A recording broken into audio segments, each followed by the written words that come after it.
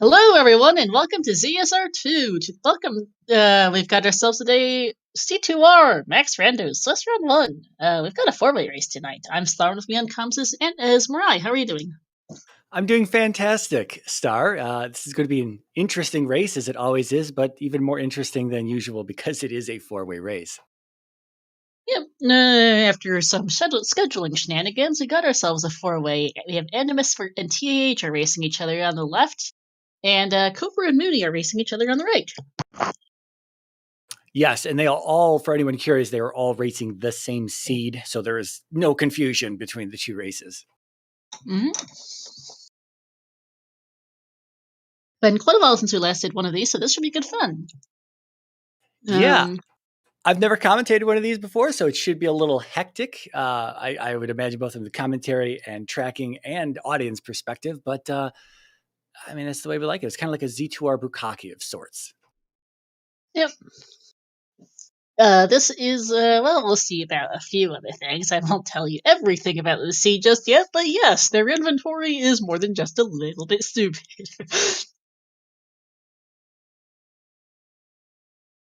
Yeah, Mooney having slight technical difficulty. He's taking a moment to get prepared on his side, so he will be with us shortly here.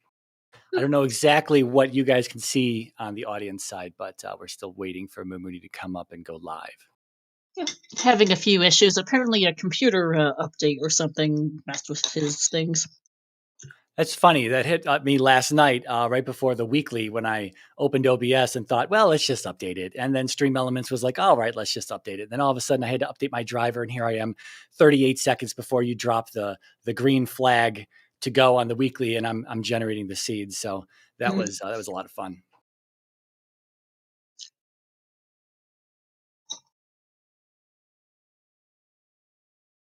Yeah, jkoper's coming up now. jkoper's a console player, so it takes him just a hot second to load up his SD card, pop it in his cartridge or whatever setup he's got there. There's a whole bunch of different type of hardware setups.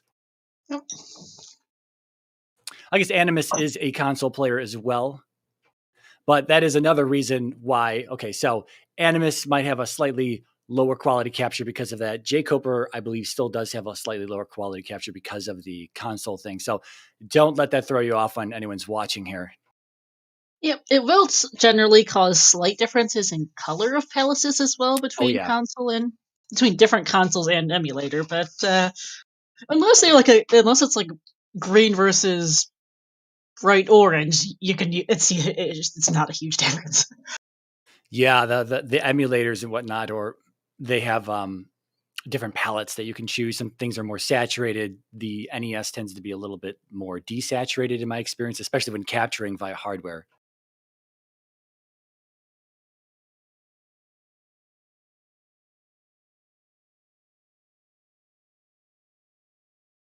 We got 3 out of 4 matching hashes here.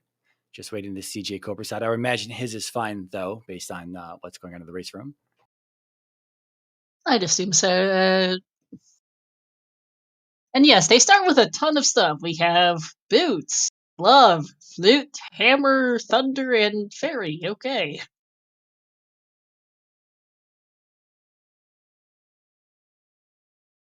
Yeah, there's some additional. We've seen the starting some more starting criteria as well. There's a bit more additional interestingness to this here. So just be prepared when we start. Don't want to give too much away a start set. Also, we have both of shout out to both of the cheeses. We have Cheeseburger Party and Royale with cheese, or as I said last night in the score, they combine together like Voltron to make Royale with Cheeseburger Party. On tracking for both of these two runners here. Yep. They're about to get going. Let me fix whatever happened to Animus's cropping, and we'll be off shortly. Trackers and cheese. All right.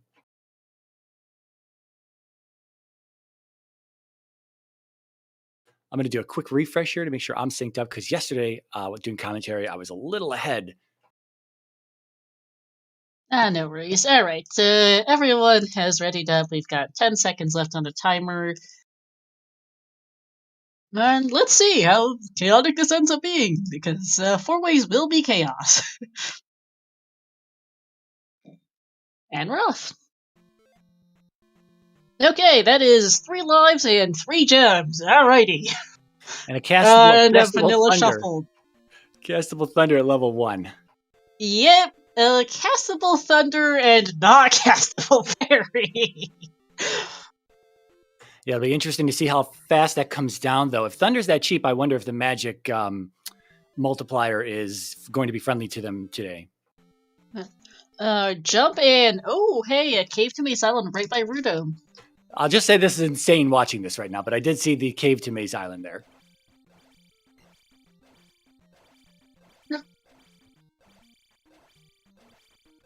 Jump is in Rando today. Page remembering. Wait, I don't need to go there. Animus getting 100 experience for that orange Lozalfa, though he really wanted that, hoping for a little bit more, I'm sure. Yep, and we've got ourselves 4 different sprites even. We've got Winter Solstice link for Animus, regular gold link for jkoper, Zelda for TH, and Mooney's playing as Yoshi. If Animus and Alan can get through this medicine cave with 2 heart containers here at 112 and even Alan at 111, this is pretty dangerous. I'm not sure if I would make this play on 2 heart containers, but if they can get through here, they'll show us what's in here. Yep. They don't have any sword techniques, I don't believe, correct? Not that I noticed, at least. Okay. Otherwise, yeah, I would imagine they'd be doing downstab in Medicine Cave there. Also, I apologize, Animus has very quiet audio. Let me actually switch to TH's. This might be a little bit loud as a heads up. He's got very loud audio in comparison, but can't win everything. Nino here for jkoper. Yeah, Alan recently upgraded his system, so now he's on a 7.1 surround sound Zelda 2 experience. I've got him about as low as I can manage, so hopefully it's not deafening. Yeah, I don't know if this spell in Mito is something we wanted. I missed the sign, but obviously they start with jumps, so that's what we're here for. We're here for that downstab technique here that jkoper is picking up. First fairy is in here, okay. I believe. Yeah, I don't remember where the spells were in the list when they showed them. Oh yeah. Jump should be second, fairy is 4th, and then thunder was last, so that's the old Kasuto spell. There's a bridge here in Maze Island as we find P3 or 6. I don't think we've seen what's in Medicine Cave yet. Animus is close, though. I think Alan got kicked out of there, and Animus still has 2 lives there in the second screen. Yeah. And, that's Island East here. No, that's the Island DM, I think, for jkoper. That's Island Death Mountain, okay. So that's a child in Medicine Cave. Fairy did come down to a castable state in Magic 2, as Animus is just showing us. So Magic Multiplier may be very friendly to them today. Yeah, this is either vanilla or vanilla shuffled yeast. That's straight vanilla, it looks like. Fun! Wow. P4 on the island. We have the vanilla variants here. Spec Rock? But yeah, an island on the palace on the island usually tells me it's straight vanilla. Yeah.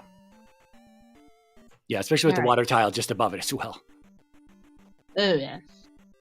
Yeah, and the water tile's HR, which is not a good news. They did start with a good couple items to be fair, but we only have 2 heart containers. The more junk items we see, the more likely it is we have not a lot of hearts. jkoper did find an additional heart container now on under Spec Rock. So that's very nice for him. Did he? He's only got 2 hearts still. At least that I saw. I might be blind. Oh, he did. Thank you. That is nice. There is at least 1 heart container in the sea. And I'm blind. Oh, yeah, up in A's out of Death Mountain. I don't know if he was looking for Hammer Cave or what was going on there. Might have been just wandering a bit. This is Moo in Death Mountain. Yeah, he was on a Death Mountain vacation. Yeah, Moo, I hope realizes that you can, in fact, use boots to walk around, because Island's Death Mountain is significantly friendlier as such. Teabag for Animus. That's not really helpful.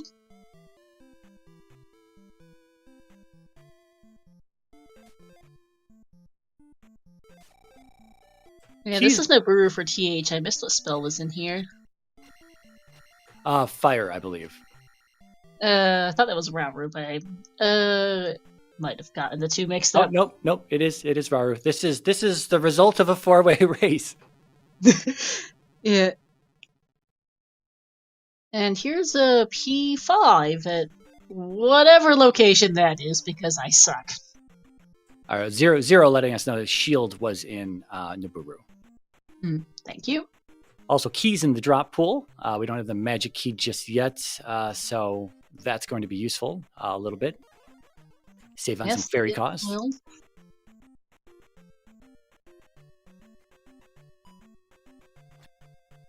I'm interested to see who's going to be our first runner to jump into a palace here. They do have a castable fairy. jkoper now seeing that fairy at 51 at Magic 2, so I wonder if he's thinking he's going to jump into something if he likes what he sees. jkoper perhaps... well, I don't know. There's a few veteran runners here. Mooney is a brand new runner. Animus is fairly new to the community, but also competent. Alan, obviously, old school veteran and CEO, COO, coordinator, chairperson, not founder, but currently head of the Z2R community. And jkoper is Randomizer celebrity. So, yep. Looks like I've seen a P bag in the east and in the west already, as well as that jar. So it's interesting. That is the child for Koper. Yeah, what's interesting here is that Koper is the first one to find Mito, it seems, with the jump spell, because none of our other runners have downstab at this point. That would have been probably a very high priority for any of these runners to just grab downstab out of Mito with the jump spell being castable and given to us for free. So with that extra heart container and downstab, I think jkoper is really pulling ahead here and making good use of in whatever direction he goes. No, that's a hilarious visual glitch on this tile here. That is not a raft tile, that's just the game being funny. TH is like, what? I'd be doing a bit of a double take too. And yeah, hey Zarnax, yeah, you've got a little bit of time to chill. We're not going anywhere super fast on 3 gems. You probably will be starting a bit earlier than 11, but you won't be starting in 10 minutes at least. Yep. For Next, we've got a back-to-back as well as we've got a double header and a double feature today. Once these guys are done, we're handing it right on over to Zarnax versus Dr. J. Which is why Zarnax there is checking in on how long this may run. 3 gems should be shorter, but low health is not fun. And vanilla shuffled and straight vanilla are not the kindest maps. We're seeing that's the other of 3 or 6 in the big graveyard. Yeah. And I was going to say that it's interesting jkoper's not diving in just yet. 2-2-3, maybe he wants a few more levels, but... Helmet Head's got the raft. Okay, that's good to know. Although we've seen all 4 continents anyway, so I don't think it matters. Oh yeah, it's unsafe road encounters too. Good catch. Oh jeez. Saria has ended up all the way on the island, Yelp, and has spell in it. We got our first magic container pickup there on Animus' side. I don't remember. I think it was Trophy Cave that he was just in. Probably. In some ways, it's nice that we have vanilla shuffled and straight vanilla because it's easy to keep track of where stuff is rather than having to memorize a map and look at 4 people at once. That is true. It does help us know where our runners are at. Yep. jkoper checking. Yeah, go ahead. Oh, there's the that's where the connector to Death Mountain was because I missed it earlier. Dead end behind a hammer rock. jkoper was checking the connection between Fairy Cave, finding that it leads nowhere special. Yeah. Have we seen all 3 palaces on the west? I know we saw 3 and 6. I've seen a few different locations. 5 was there. Okay. 5 was on there. Yeah, the raft tile, the actual placement for the raft tile on the west looks like a raft tile, but it's actually a bridge tile. And is that I think Koper found the other side of Saria. Yeah, I was just going to ask that. Because he was on the last time. No, Mooney, sorry, was just on the other side of Saria. Found the other side of Saria in Parappa Desert because he was just on the island, which is the other way. Okay. Mito here for Animus again, getting a refill. And down stab. Getting a refill? You or Animus? Animus getting a magic. Okay, I thought we needed special drinks for 4-way races to keep our sanity. Nah, I've got my regular old bottle of water. I didn't see what spell was in Saria here, but jkoper did just grab it. I also missed it, unfortunately. Death Mountain holds the magic key, so that's the other item in there. Hammer Cave. Okay, spell in Saria. Oh yeah, I wrote it down and then promptly forgot about it. I actually have a note sheet going, but though it's a bit of a mess as it's a 4-way. I can barely read chat, let alone take my eyes off of 4 races. Yeah, it's multitasking is quite tricky. Alright, back to the maze for Animus here. He's looking for the items. The river is actually in a pretty decent spot with this. That's a 1-up on Cobra's side. River's in a good spot with this maze island, which is good news because you can get to the items more quickly.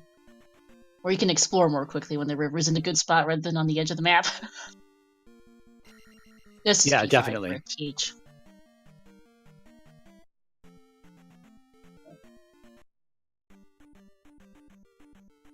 We're going to be going on 12 minutes here almost coming up, and still no one has walked into a palace.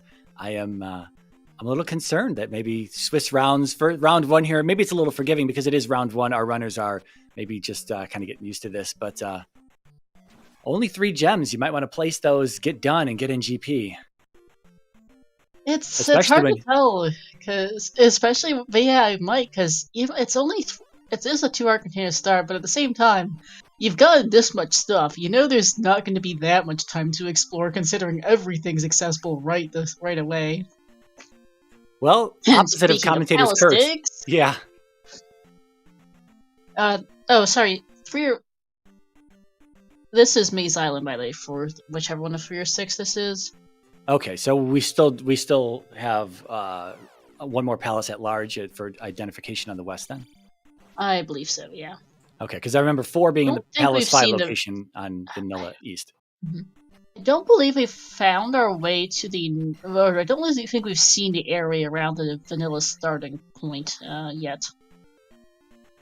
Animus was up there. Trophy Cave is in Rudo's Vanilla location. That's where that magic container was, but I don't know if he saw anything else. Oh, well, apparently this is Revo, because hi! Or this is Revo. FIFA, because hi, Revo. I guess that answers the question of what palace this is. Okay, my question was going to be, did Animus grab downstab? And the answer to that is yes. Yeah, he was in there a minute ago. So 6 is on the west, in whatever color it was, because I've forgotten. And actually, this is the vanilla starting area, more or less, for TH. Maybe getting a P bag.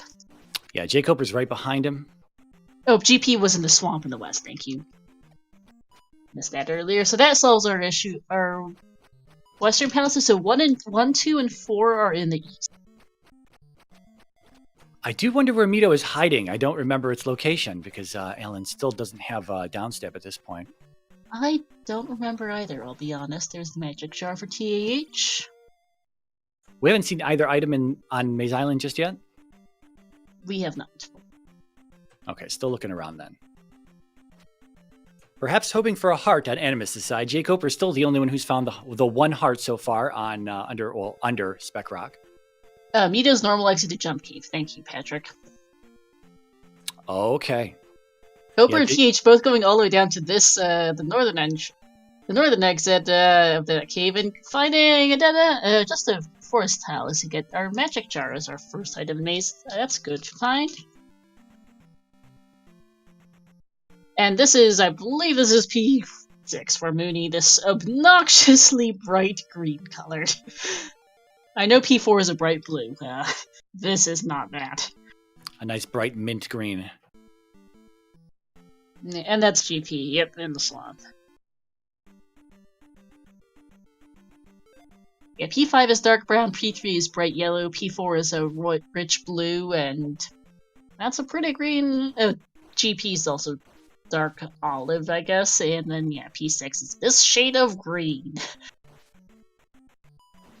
And that was 2 magic jars in Maze Island, which is really nice, actually. Oh, was it? Okay. Yeah, with Thunder being apparently fairly castable today, it's nice to be able to have more magic jars to use that in other spells. Yeah, now if only they could get more heart containers, that would be nice, because heart containers are at a premium at the moment. Just the way we like it in Max Rando. Yep. We had a 1 heart container beeper of a weekly last night, as you know. Yep. I remember just booting up the sea to see what it was like and hearing beep! It's always the best. It is. Mooney getting some experience off the Iron Knuckle there, but not having... And thinking about whether or not to cast Fairy and decides not to, and is going to take the drop instead. Coper's in the maze, Animus is doing some more western exploration, and so is TH. I think this is our Mito. It is not. That is sorry. Yeah. Mito is not. Sorry, it is links the island in Paraka Desert. Mito is elsewhere.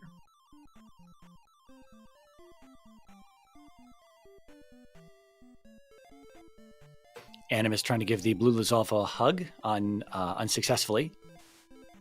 Hey Trails, yeah, they're basically in Go mode, to be honest. They started with Go mode almost, actually. They just need to do the thing.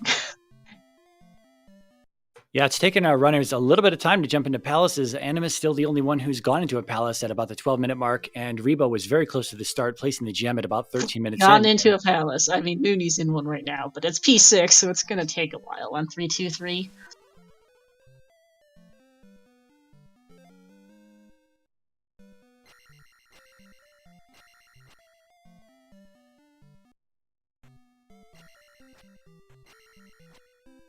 Yeah, we're basically just watching them run through the palace. Watch them explore the overworld. I mean, the thing is, too, like, they've both been taking a while, but it's vanilla shuffled west, straight vanilla east. They started with flute, hammer, glove, and boots, so they basically had the entire world open from the start, and they've been doing a ton of exploration. They've all more or less found all the palaces and towns by now. They have the spells they need. The Eniki we know to be in Death Mountain per a hint, although I don't know which of our runners have seen it. That was Animus, I believe, that just picked up that hint. Yeah, we know Eniki is in Hammer Cave, so they can go dig that out if they absolutely need it. And otherwise, it's just do the seed, because there's not a lot of some of them are still in the process of exploring the west, but once they're done with that, that's going to be basically it for exploration, because straight vanilla east, I mean, Maze Island's Maze Island, and it's an island's Death Mountain aren't too bad to explore. It's really just the west that requires exploration today.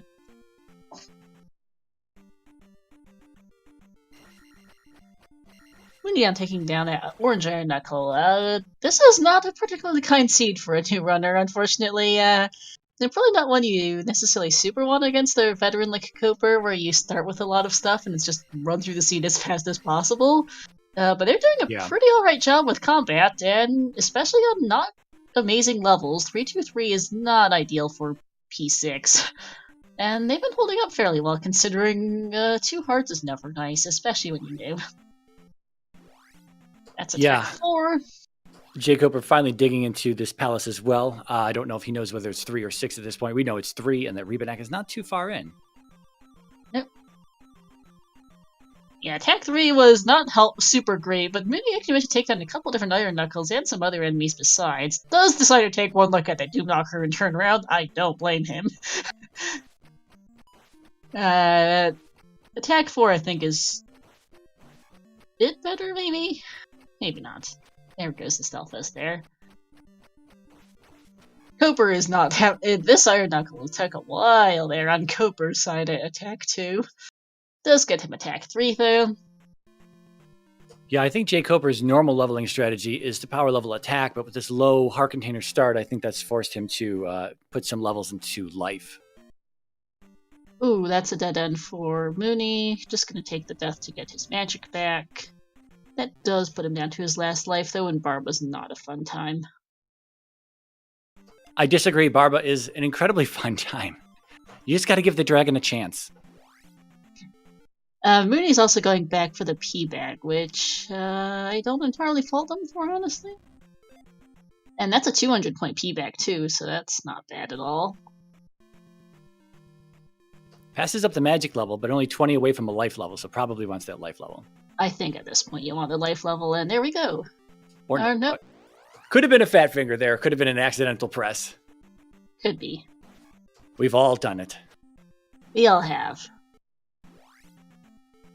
Alright, is down to no health at all. It's either left into an Iron Knuckle or down into a down right to a Doom Knocker, I think, at this point for them, so fun. They also still don't have down stab. It does get the Iron Knuckle in the pit, which is great. This Iron Knuckle, though, is a game over. Ouch. It's okay. Well, maybe it's not okay, because that was actually a dead end. He might go back to that room to see if he can get through there. You might, because I'm not sure if he knows what that ends yet. I have no idea what he doesn't know about this randomizer, because he's new. Yeah, I think as a new runner, he still has plenty to learn about the rooms and the layouts and whatnot. I think so. I know he plays a bunch of different games. Some of his most recent streams taking a peek are of Resident Evil. He also does. We also shared the ALTTPR Francophone Discord, among others. Yep, Hammer Cave as the magic key. Heart Container was in Spec Gorak, as you just saw on TH's side. Might be the only heart container in the seed. So even though DM perhaps not necessarily the most valuable place to take a detour, it's still fairly quick with boots, and it's a lot better than trying to. And that heart container really makes a difference, considering it increases your health by 50%. Yeah. Hey Chroma, it's a 3-gemmer tonight, so fairly quick. Just really the troll here is that they only have 2 heart containers to start. We found a third in Hammer Cave, and it is vanilla shuffled west and straight vanilla east, so there's quite a bit of walking to be done.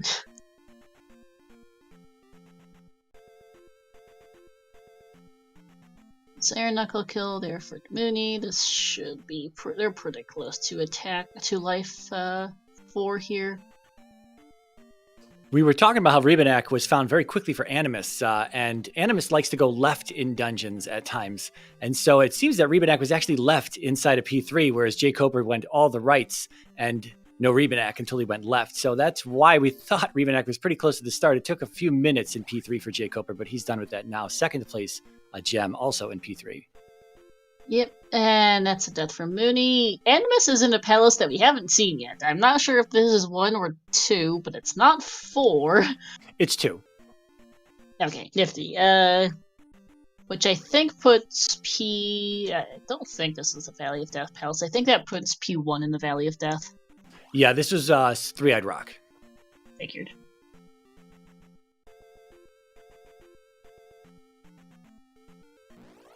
Very similar color to P6. It is. It's the brick pattern that differs. Yeah. P6 has regular old bricks. Animus has what I would call parquet.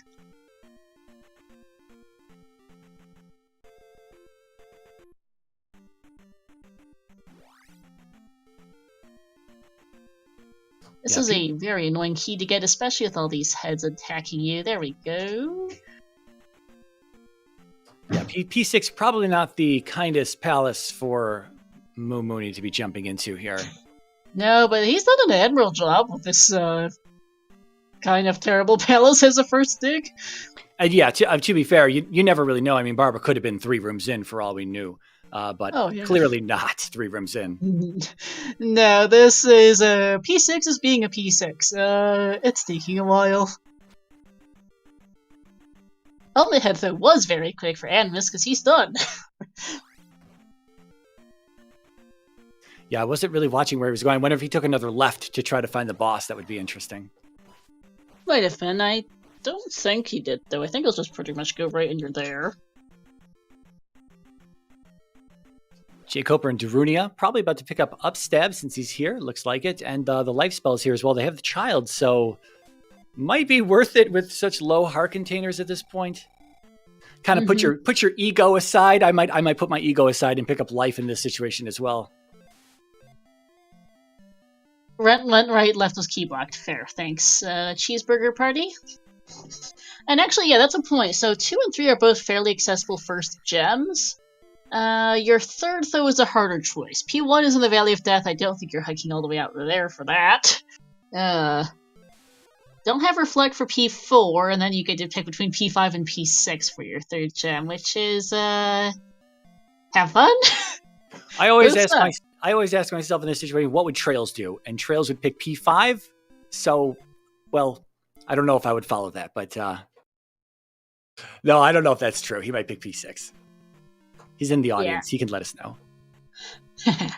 Yeah, because you do have a choice here. 3 gems is an odd one. Because, yeah, you're not... Because, especially on only 2 or 3 hearts like these guys, you don't want to go all the way to the Valley of Death. It is a slow slog. Yeah, I don't think Fairy... I mean, yeah, one cast of Fairy, it's not going to be fun. 3 lives, I don't even know if that's enough to really make it through the Valley of Death comfortably. Mm-hmm. There might be a red jar in there. They might come across... Well, wait. I think there might... Yeah. I think there is a red jar in there somewhere, yeah. But, yeah... Valley of Death is not a fun idea on their stats.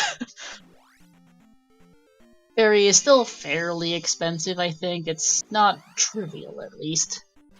Elendar in chat with the correct answer. Shells will take whatever panels is closest to make it look easy. Alright, this is 6 for TH. We'll see how well he holds up, because this has not been a kind day for Mooney. There's a bunch of tricky enemies in here. There's a ton of rooms in here, game overs aside.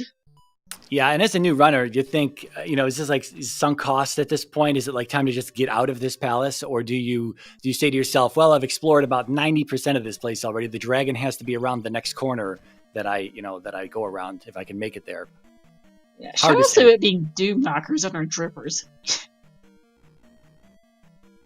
I don't think he's going to get a drip here. I think there's too much in the room. When there's too much in the room, like bubbles and MOAs and stuff, they don't drip beyond a certain point. Yeah, and they're only worth 50 anyway, so it's not really something you'd probably want to grind off of at this point. No. Alright, casting Fairy and get not quite...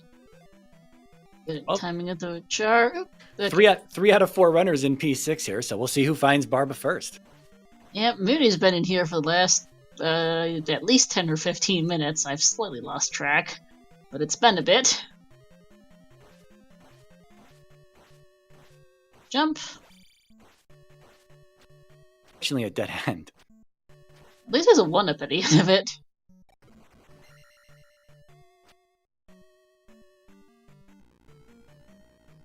I have no idea what life Mooney is on, but I think he's running low at this point.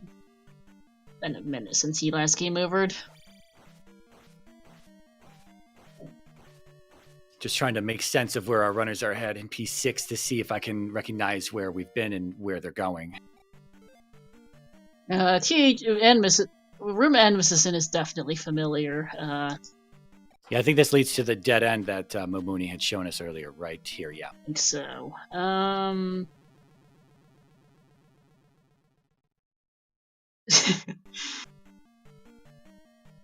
Yes, Irene, yes. Not gonna bother repeating that pun, but yes. It's good combat practice, at least for Mooney. There's been plenty of it. We've gotten ourselves a bunch of Iron Knuckles, a bunch of Stalfos, several of these Doom Knockers, TH also taking a bop. With the fancy jumps there, Alan dodging maces. Showing us how it's done. And a 1, and a 2, and a stutter, and he got hit. This room is also familiar for Animus, because I remember commenting about Mooney getting this key from here. Almost taking a lava bath there with that Iron Knuckle blocking the path. Yeah, it ends up taking out and losing most of his health to it, too. Cooper, in the meantime, is still in the overworld. I'm not actually sure where he is. Graveyard. He's just hanging out in Hyrule. It's nice scenery. And he's off to P5 as his As one of his gems. Alright. We'll see if this one's any bit nicer than this mess of a 6. Yeah, this looks probably like it's still gonna be possibly a one-shot. Life 5, if it's high defense, it's probably not gonna be a one-shot, but if it's vanilla or low defense, it's gonna be a one-shot for sure. He did not pick up the shield spell as we had seen it available in Nabooru on Alan's side. I don't know if any other one, if Animus has it as well. Animus stepping out of P6 though. Yeah, No dragon. he is also out to P5. Decides that this does not look like fun. I'm out of here. Based on everything, which I don't blame him. It does not look like fun. I was just about to say, based on everything we've seen, I'm not sure the dragon exists, but Alan has found it.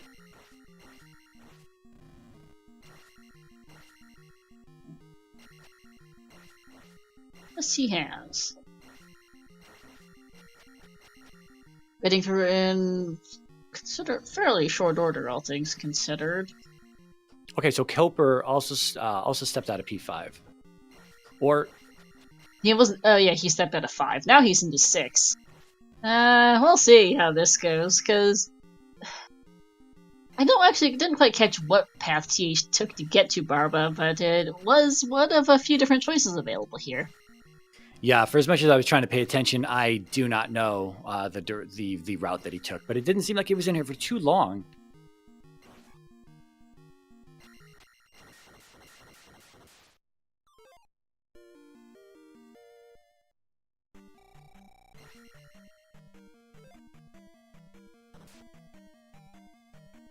Another game over from Momuni there. He was in another dead end. Doomknocker, mace to the face, took him out. Mm-hmm.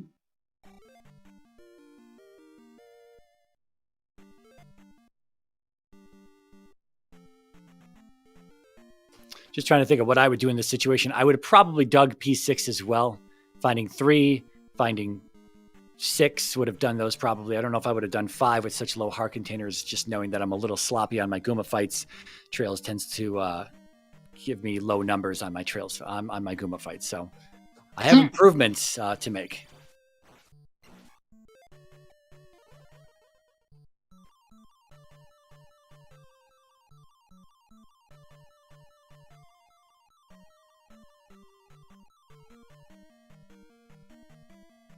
I feel like we've seen these rooms in P6 numerous times, and I just don't know where we're at.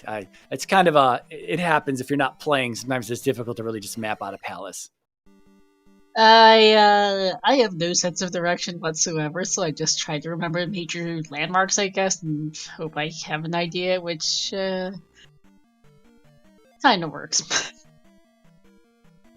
It's a good thing I don't play the game too often, because I can't actually navigate palaces all that well for the life of me. I basically just wander around until I find my way out.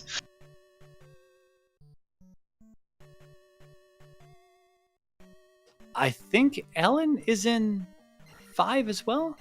This is 5, yes. This dark brown palace is so far the only one we've seen that's brown.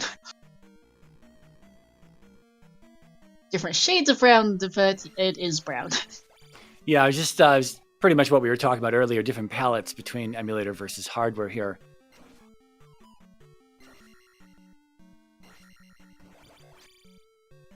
Mooney, I don't know. That's a point from chat. I don't think Mooney knows about ferrying through doors, because he should have there, because that's right where Barba is. Something to know in an interview, I suppose, because I don't actually know if they've picked up on that yet.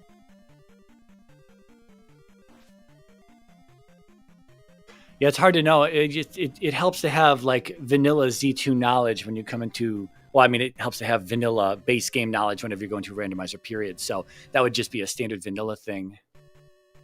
Nothing special that we've, just for any audience member who doesn't know, just nothing special that we've enabled for the randomizer. That ferrying through doors is just something you can do in the standard game. Yep. Because with randomizer, there is no real way to guarantee enough keys, accessible keys at that. Considering that some of them are behind downstab or upstab blocks, just other stupidity, really. There's really no way to guarantee accessible keys in rooms as slash. There's really no way to guarantee accessible keys in the rooms, not to mention you could take the keys to a different palace. Key drops aren't really if I would not want to code key drops into logic, so it does require any key or fairy logically to do palaces. Because otherwise, having a permanent source of keys would be kind of a problem. Yeah, having keys in the drop pool is just simply kind of like a cherry on top, or the risk if you want to take it. If you can acquire enough keys and you want to take a dive into a palace, go for it. But the randomizer does not expect you to be in there at this point in time. No. Not with just that. Magic Jar in 5 is a nice find. And that's going to be all our magic jars for Animus. Yes, He's now a mage. Yes, he is. With no health. Typical mage, glass cannon. Yep. He can cast Thunder twice now, though. Mm-hmm. Well, I guess he could have already. My bad. He could have done that. No, now he can. Also, yeah, at some point, with Mooney not realizing he can ferry through doors, or just not thinking of it, or whichever, either not thinking of it or not knowing, I'm wondering at some point you just take the costs and go do something else, because this has been getting close to half an hour, I think, in here, and he's not getting anywhere with that without going through that door, unfortunately. I think he's seen it pretty much everywhere else in this palace, too. Yeah, I've seen him in these rooms numerous times at this point, and he's found all the dead ends, going back to them and whatnot. So, yeah, it's you think to yourself, oh, hey! I just need to get out of here. Hey, they're all right. Hey, I think he might have finally thought of it. Wahoo! Probably feels like more than just a little bit silly having walked past this door a million times, but he did finally find it. Woo!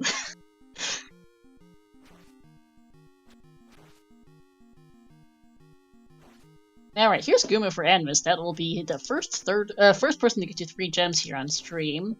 I think. Yeah, Cooper is working on his second, TH on his second, and Mooney on his first.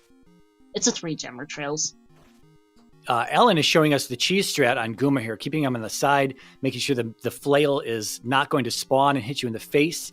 And you just hit him. His hitbox comes out before the flail appears, and so you can keep smacking him the moment he comes out. And he's about to take him down. Animus going to fight him one-on-one, though, as you are expected to, I would imagine.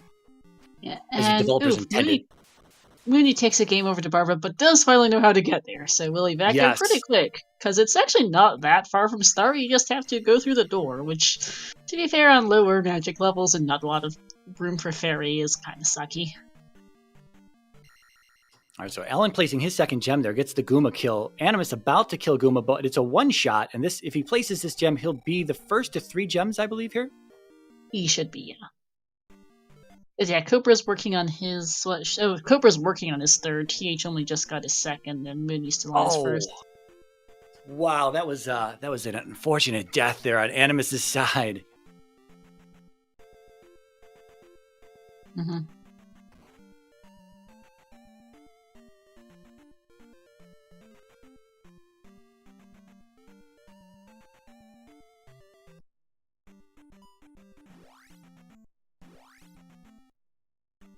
TH is in the Maze Island again. Looks like he has decided, I don't feel like 5. I don't blame him.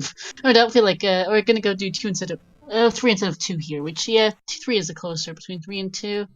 Already done 5 and 6, though, but is unfortunately behind Animus, who did 2 and 3 instead of what will be 3 and, 2, 3, 6 instead of, what will be 3, 5, 6. So Animus, simply just a few hits away from being the first runner to place 3 gems, unable to close that, and game overs to Guma, heads out of P5 and back into P6, where he had dipped out of earlier. So that's unfortunate for him. It is. This is good for TH here. Yes. I don't blame him. Guma is a less than fun time on 2 heart containers, and I mean, we'll see how it goes. TH heading right in P3, which if memory serves is not the way to go. No, it's going to be that immediate left at start, unfortunately. And we know Barba is right here for Animus. Yeah, it's like just a couple of rooms in and 1 drop. Because TH also has to be patient and get through this lovely community room. Might be worth readying fairy cast here. Honestly, yeah, especially because the drippers are doom knockers. Not really fun to add to the mess. Good time for Coper, actually, looking on that side. And here's Barba again for Animus. Or first time for Animus, I think. Yeah, Barba's fairly squishy on attack 4, and just being a little bit patient is pretty nice. Oof, TH has run into the wrong Rebo here.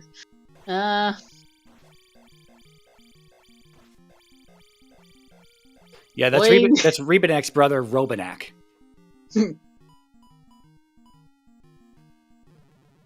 Oof, and takes a death too.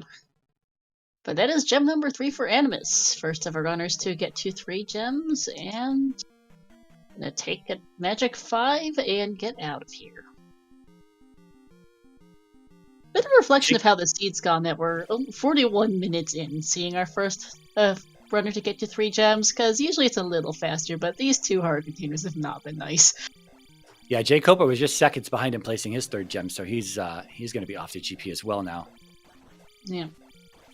Let's hope for something not nightmare, but not free. Let's hope for something in between so that our runners aren't too frustrated with this low heart container count. Again, jkoper having been the only one, I'm sorry, not the only one, because Alan has also found an additional heart container. I guess he was over in Spec Rock as well. Yeah, he did find that one in Spec Rock. Could be something that helps the turn of events here. But Alan's going to have to get himself into GP to go up against Animus. And for anyone who's not familiar, just fill in real fast. It's going to be Animus, left-hand side runners against each other, right-hand side runners against each other. It's not a 1st through 4th place race here. Nope. Because even though we're featuring all 4 at the same time, it is 2 distinct races. Animus and Cobra both look to be ahead on their individual 1v1s, and if they both, in fact, finish ahead of the other on their side of the screen, they will get 1 win out of 5 for their first round of Swiss here. We've got 5 total, and you need 3 wins to move on to bracket. Yeah, so while the audience is cheering for a first finish, second finish, etc., the standings currently left and right runners are not against each other. Yep.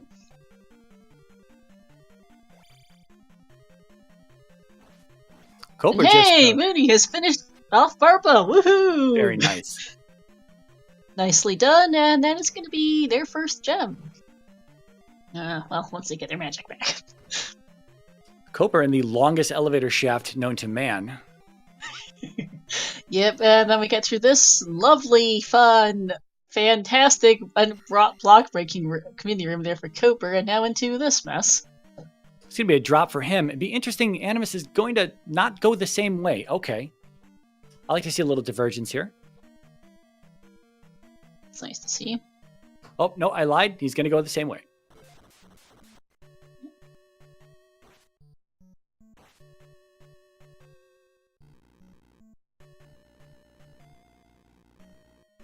When it comes to GP, you more or less want to get hit by the beams from, if you're going to take any damage at all, you want to be hit by the beams from the Foca as opposed to bodying them. Bodying them is going to be essentially an immediate death for 2 heart containers, probably even at life 5, unless you're shielded. So that's something they're going to have to be very careful with going through this. And Animus having shield, I believe, but jkoper not. Oh, he does have shield. Unless his sprite is dark to begin with. I don't remember going into Nibiru to get shield. I don't remember offhand. I know he's playing with the Link sprite, but I can't remember which color of the Link sprite offhand. He does not have shield, thanks, Royale. Okay. Yeah, so something that might change again. They're not up against each other, but they're both in GP, so it's just interesting to talk about what they're doing.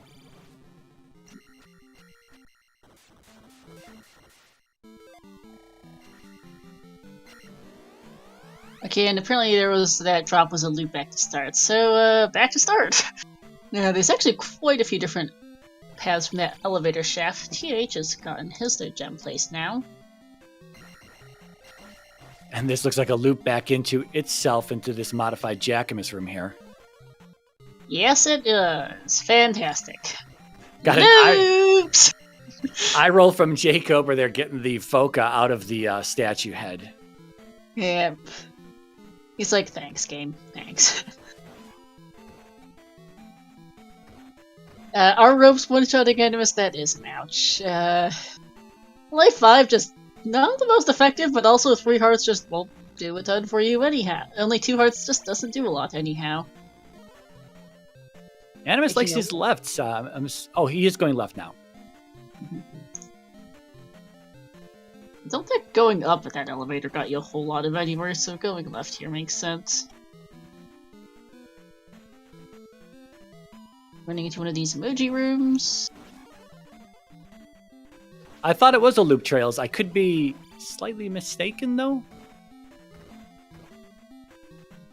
Is this a duplicate room? It could be a duplicate modified Jackamus room, because this is not a fairy room at this point, and it's not the drop, so...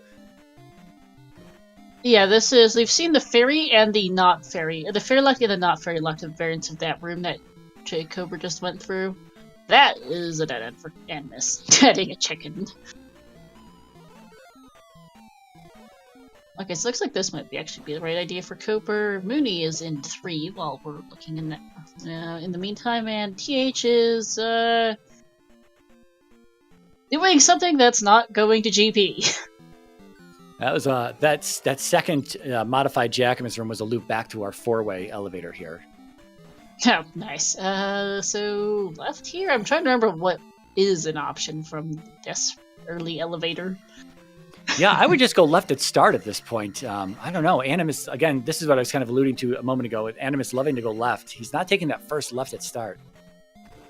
Yeah, they've both been going right to this big elevator shaft that's so far just looping on itself.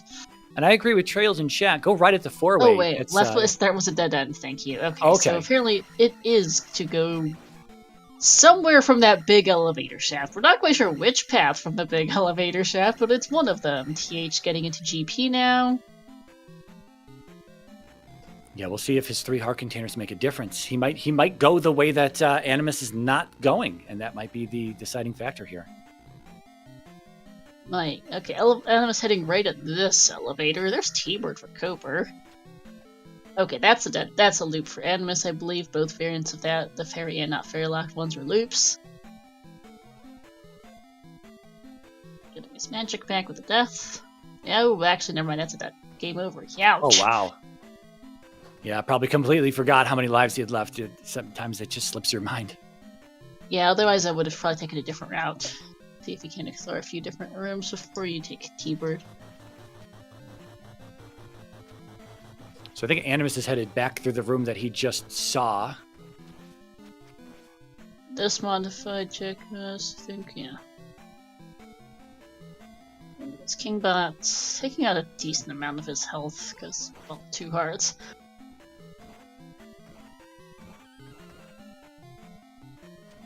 Okay, yeah, that's a loop. So yeah, I think T-Bird looks like the right route at the rate we're going with this GP. Teach getting this ferry here in this elevator. Yeah, even if this isn't the most difficult enemy set in this palace, the fact that they don't have any heart containers is what makes this a little tough. Any damage, all damage hurts quite a bit. Everything makes it end. Fast. It's really how Koper game over than T-Bird without necessarily realizing it's just, I guess. It's hard to, you just die a lot really quick. Yeah, it's looking like the left at the top of the big old, the huge elevator shaft is likely the way. Yeah. Animus, this is a loop. The back end of this fairy locked room. He's practicing his diving skills. Yep. TH is about to find out that this is a loop. Upstab for Mooney. Up an A for jkoper? Was that a game over there? I think that was an up A. He might be exploring more paths than Thunderbird at this point. He might, though I'm not sure how many there's left at this point. Yeah, check confirming it was an up A. For anyone not familiar, Thunderbird is not necessarily required in this flag set. He is present in the palace, but he does not have to be blocking the way. It is randomized as the randomizer randomizes it. Yep. Like, sometimes we just beat T-Bird and find a dead end on the other side. It's like, oh, come on. Yeah. I wasted 2 minutes for this? Or however long it takes to beat T-Bird, because that varies itself.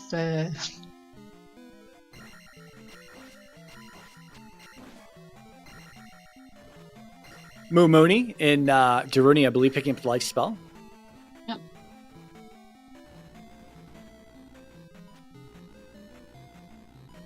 Yeah, the 2 heart containers start here for Mooney, again, being sort of a new runner. At least we believe to be a new runner. Don't really know his full extent or full history of Z2 and Z2R, but quite not the most welcoming seed. No, they've done pretty well, all things considered. They actually had, if it weren't for just missing that fairy door, they would have gotten out of P6 a lot faster, too. Indeed.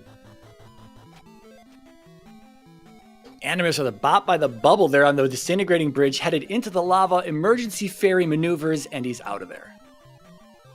Yep.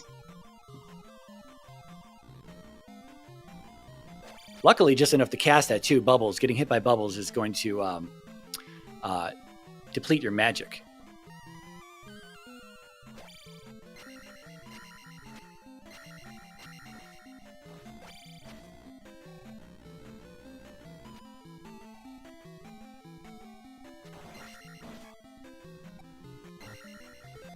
Oh.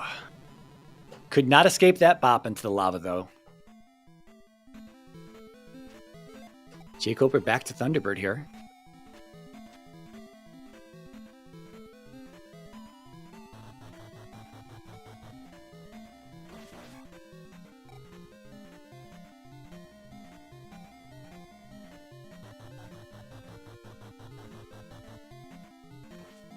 Takes a hit. I don't know if that was 1 or 2 hits there for him. I don't know if he can take more than 1 hit. Probably can't with 3 heart containers.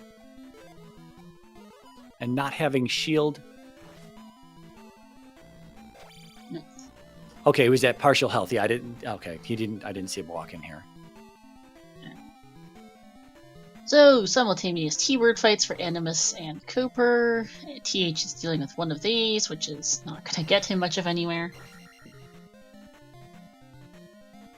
What is Fire Learn to? I did not quite catch it at any point, unfortunately. Yeah, I don't remember. We saw Alan testing it in town, but we didn't see a jump. We didn't see a shield. I mean, it could have been really anything at that point, though. Ooh, and that's a game over from Nooney. Cheeseburger Party thinking it's life. It's entirely possible. Might be. Which wouldn't be so bad, because if it's life at these low heart containers, even if the life spell sucks, you can cast it a few times, especially Mage Animus over there with his 8 magic containers. Yeah, that was last of his health magic though there, so he is down to nothing. And that's a death. Yeah, it looks like a 1-shot at 3 heart containers, and I don't know if Animus was just shielded there. I imagine he was, because he's got so much magic, but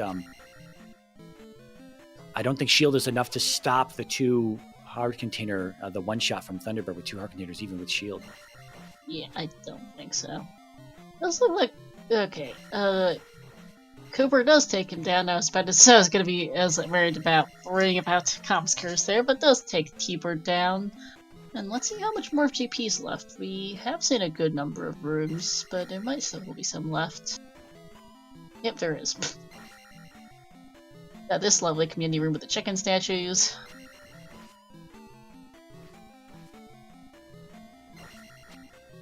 Okay, we've got more paths. Got it down. Wow. And another one of those things. We got choices here after Thunderbird. This is interesting. We've got 3 different paths here. You've got directly right, down and left, down and right. I would definitely check the right, that direct right away, just in case, because you're right behind Thunderbird. Yeah, versus like this is a bit of a pain, and he gets a chicken for his troubles. Yeah, let's go check that other right, Cooper. This room looks reasonably friendly. This room not quite as much. Yeah, if there's not a bad enemy sitting here, shouldn't be too bad, but there could be a bird right there. Speaking of, as Animus takes a game over to T-Bird, yowp! Oh no.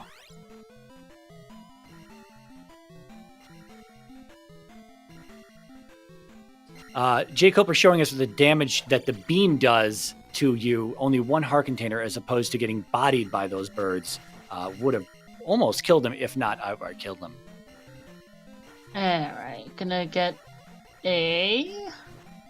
nothing from there. I think And you need jumped for all of those. I'm not entirely sure.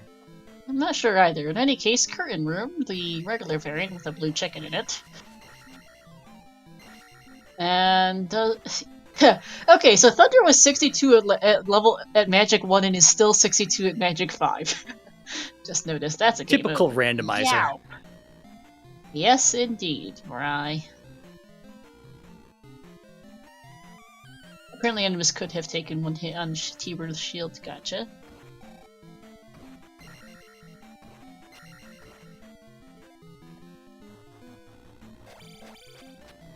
Yeah, GP definitely being the final troll of this scene. The limited heart container is continuing to really hurt. I love it. Yeah, you love it when you're not on the receiving end, because I know you were not amused about last night's one heart scene. When it's over and done with, it's all good. Also fair. It's good practice. Minis on the east had a really hard time getting through Maison, so I was gonna try some other things.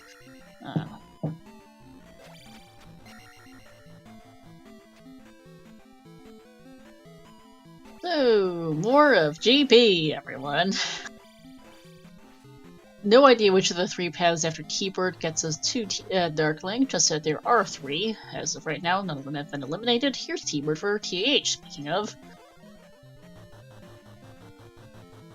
Gotta take the death.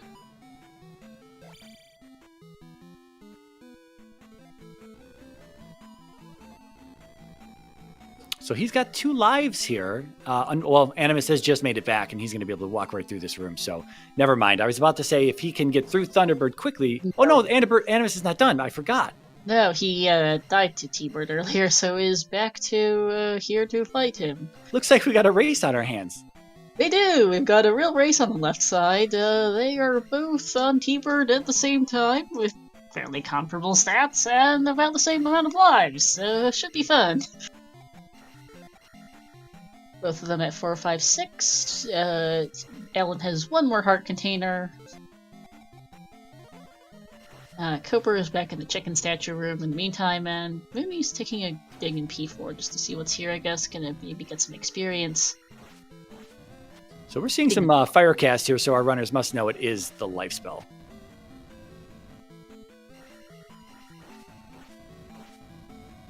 Coper dealing with this fantastically fun crumble bridge room. Yeah, I would ferry through it when there's a blue chicken knight attacking you.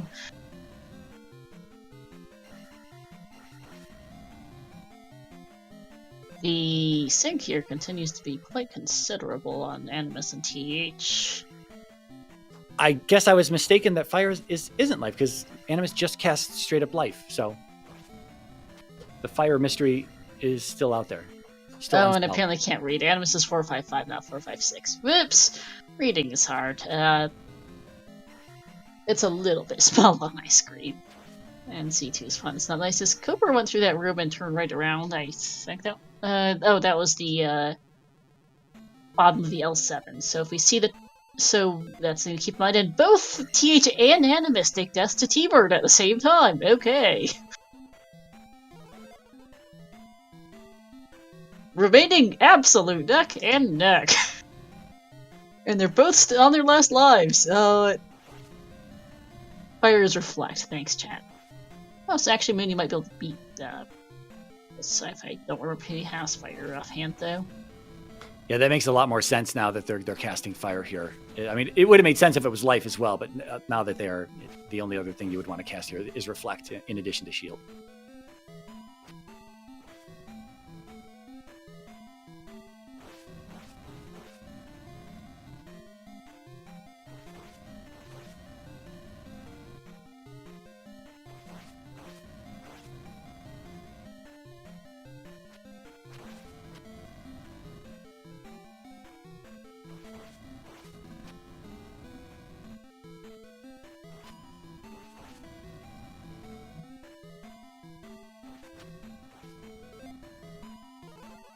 Am I the only one who is synchronizing?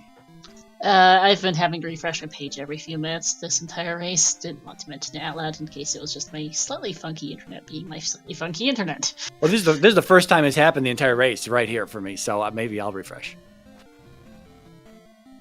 Alright, and TH has 1 bar up on, slightly ahead of Animus in terms of healing damage, has 2 more bars. Yeah, 1 bar more extra down. Okay, good thing Restream hasn't had issues with buffering. That's good. Probably alright. No, I'm good Happy now. 1 hour. Alright. Excellent. Happy 1 hour, everyone, by the way. Kind of unusual on the 3-gemmer, but 1 heart and this horrendous GP are why we are still here in an hour. And oh my goodness, Cooper's on Darklink while we were looking at the riveting T-Bird fights on the left side. GG's Cooper. Yeah, totally sucked into these T-Bird fights with Alan with the kill there. And Animus, oh! Ooh, that game over might cost Animus here, unfortunately. So Alan can't get a jar out of this statue right here, or is he not going to get the jar? No, because he is on his last life. If he can manage to squeak his way to Darkling, I don't think so though, because this was not the fairy locked variant of this room, but that is a game over because that chicken knight just did it. GG So Cooper, 10113, we'll get him in for an interview. Well, even with Alan's game over there, he still has a slight benefit of not having to refight Thunderbird. Thunderbird's down for him. Animus still has to go through the bird. Yep. So I realized I had both Animus and TH's audio going at the same time there for a bit. Whoops, sorry chat, as I also paused the wrong stream. Stereo surround. Yeah, I'm having a scatterbrain moment. Let me fix that, and pause Cooper. There we go. We're meeting him in the waiting room. Alright, see ya, Trills. Have fun. Alright,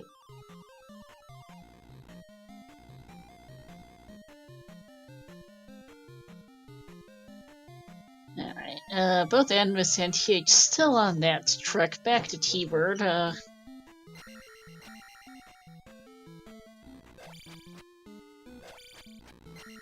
On the trek to somewhere, at least. May have gotten a smidge lost. Yeah, I don't remember if this was the path. Twice in a row for Bubbles, by Bubbles. And whacked again. This room is fine. I'm going to say Alan has forgotten the way to Thunderbird at this point. This is going to be the drop that's a loop. This is a loop, yeah. This early drop was the first loop we found. Because he did get to T-Bird earlier relative to him getting into GP, which means he might not have seen all the other possible paths. I also don't know what he's doing here. Can't break the blocks with his fairy, nor is that a pass through. That's just that's it. Unfortunately, fairy strength not implemented into this version of the randomizer. Nope, as Animus takes death to T-Bird, and TH is back and ferrying back through this room. Is on Oko mode from anything. And a death.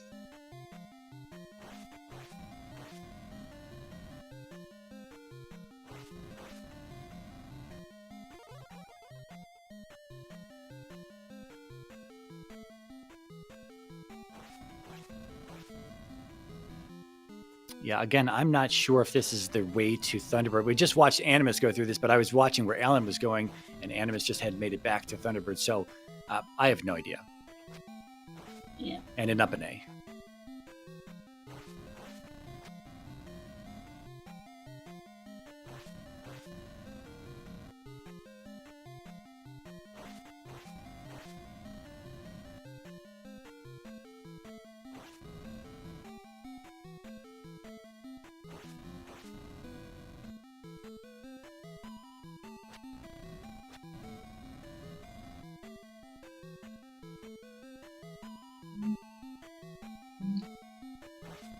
Just watching the Animus fight here as he keeps, watching it, talking about it, and getting bopped twice in a row as I begin to speak about it. Commentator's curse. Game over. Back to the start. Yeah, and TH is back in this early waffle room, too. Animus, if you're watching this back, I'm sorry. Curse.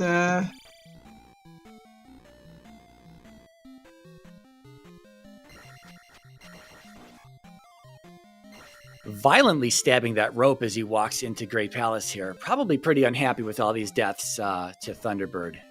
I would say so. You know that you've seen Coper's finish, likely, but you also know that you're not racing Coper, so you can choose to do as you wish. You know that your direct 1v1 opponent is still going, so you want to try and finish at least until they're not done, and then you can choose to quit. But it's not over yet for either of these guys. A shielded Yoshi is an orange Yoshi. Gotcha. At least today. And hey, Coper. GG's. Hey, thanks. So, 2 art containers, huh? Yeah, I mean, 3 pretty quickly, so it wasn't so For bad. some of you, yes. And Miss and Mooney never found the 3rd. Oh, really? Yeah. Yeah, and it didn't seem like there were any others anywhere else. It was just that Spec Rock car container, although I don't think we've exhausted every single location in the game. We didn't see most of the palaces, and we never saw much of the east, yeah. Oh, really? I gave a lot of thought to going back to the east, but it just seemed like it was a little bit too long. I think as Chan was noting how you guys were, everyone really was going, most everyone was going a lot for Overworld, even though there's not like a heck ton of exploration to be done with vanilla shuffled and straight vanilla, and you guys starting with like everything. Yeah, there wasn't a whole lot to do. It was mostly just looking for safeties for the most part.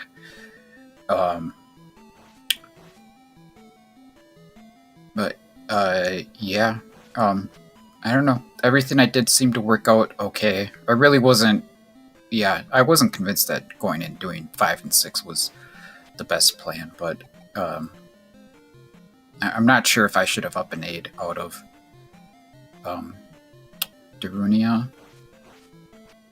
Maybe I should have walked back and looked for palaces, because, P1, P2, P4 were all over there.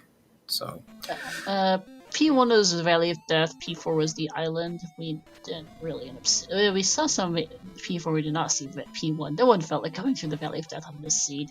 Not the greatest time, not much health, but P2 was fairly quick, actually. That was 3-Eyed Rock. Well, because I think you got the key door on the right, and you go... So, at the rate start, so you go left and there's Helmet Head, basically, is what P2 was. yeah, right. If P4 was a close one, was Firelink to reflect? I wasn't 100%. It was. Sure. Okay, the reflect did not help me against Thunderbird, but that's fine. It seems like a very arbitrary thing whether it actually helps to dodge a fireball or not. Yeah, and speaking of T-Bird, well, TH has just found Darklink. This was going right. We did actually miss how you got to Darklink earlier, but it was going down and right after T-Bird here, so that's going to be GG's to TH, and Miss is still beating up T-Bird right now. They've been back and forth at it for quite a while, and Miss got into GP just before you did, Coper, and then TH a couple minutes later, but TH did less wandering into loops, so here he is, and had a faster and beat T-Bird earlier was the big difference on those two. Poor Mooney did not ferry through the door to Barba in P6. He was in there very early and spent about half an hour in it, which has been and just generally 2 hours is not fun as a new runner. It's unfortunate what's about what happened to date to him. There we go, GG's at TH, 109.918. Yeah, I certainly didn't know what to expect from Mooney. He's new to the community, obviously, and this is his first race on race time ever. So you would expect that means that he's not going to be as prepared as some people, but he could have played 100 seeds in his, offline or whatever. You never know. So, I just tried not to think about it too much and just tried to play the seed as best I could, I suppose. So. No, it wasn't too bad. It was still interesting because we saw a lot of P6 from his side before any of the rest of you got in there. Like, you guys, the rest of you were still doing Overworld when he got into P6. It was interesting to see.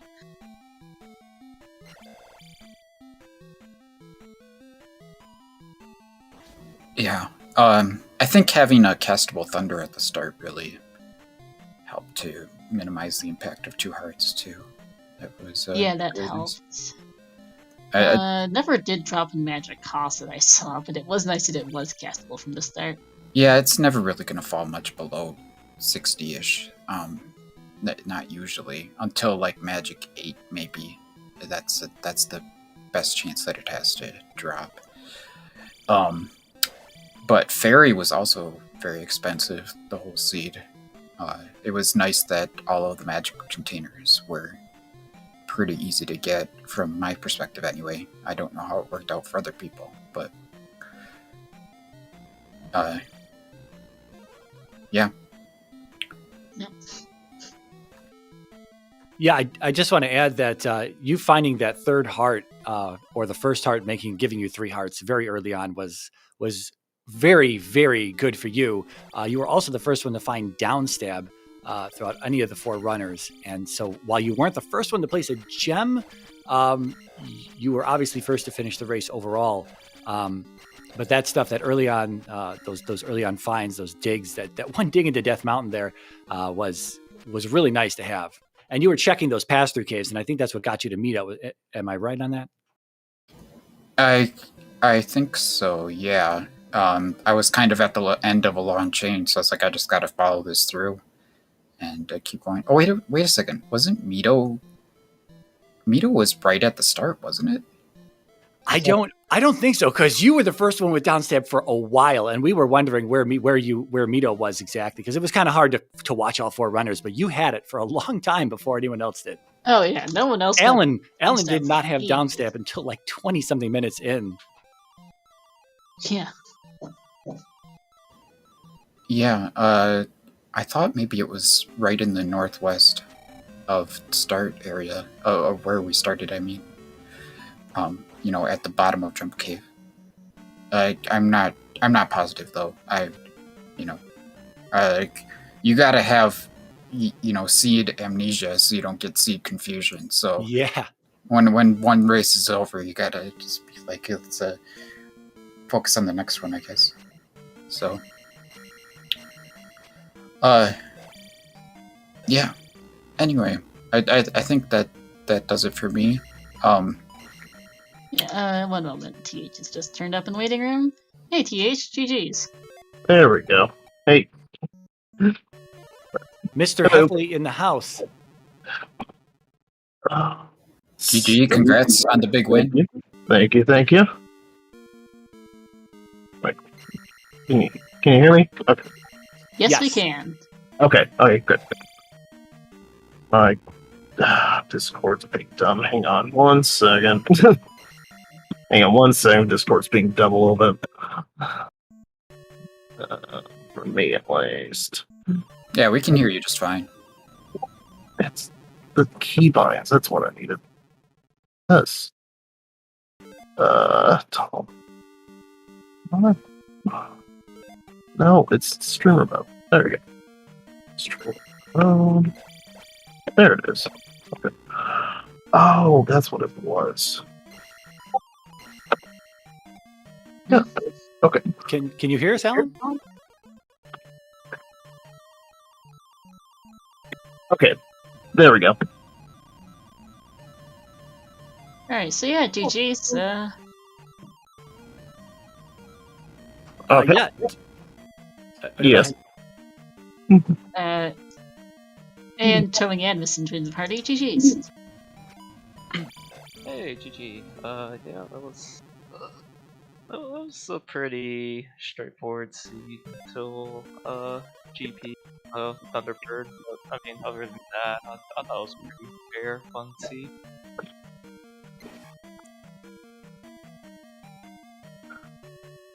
So here's what kind of happened between Animus and Alan here, is that Animus, you never found the third heart container, which was under Spec Rock, and jkoper and Alan did.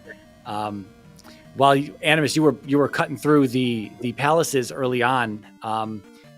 You got in the GP earlier than Alan did, but I think it was those 3 hearts that really helped him push through GP a little bit quicker. Even though the Thunderbird, when it came to Thunderbird, you both had 2 hits available to you with the shield spell, so that didn't change much. But perhaps there were other areas GP where Alan could take another bop on some things, and yeah, it was interesting to watch that. You were both on Thunderbird at one point, both neck and neck on Thunderbird, and unfortunately, that's when Alan pushed through Thunderbird, and you took a game over on Thunderbird that set you back. That was the change in lead right there. Yeah. Yeah. Because Coper and Animus were in there at about the same time in the TJ, a couple minutes later, but T-Bird happened. Yeah, I kind of expected the Thunderbird to not go to have gotten passed up at that point, just because they just kept game overing the Thunderbird over and over again. I'd already game over to Guma once, so I just wasn't really doing well on the low health today. At least it wasn't a constant non-stop beeping, unless you do shut that off in the randomizer. Oh yeah, no, I don't play with the beeps. There's no point with the beeps. If I can turn that off, I will. So luckily the randomizer lets you turn it off, so yeah, I had it off the entire time. Although I think it's only on like for Max Rando for like 1 heart container. I don't think it's 2, right? It's only 1, I think. I don't have. Yeah, it's only 1 because I don't have. I keep forgetting to turn it off on my own randomizer, and I did not hear the beep when I booted it up. Yeah, so yeah, I mean, obviously I would have heard it. Yeah, I guess if I took 1 hit, but it's luckily it's not like a 1 heart container seed where you just hear it the entire time.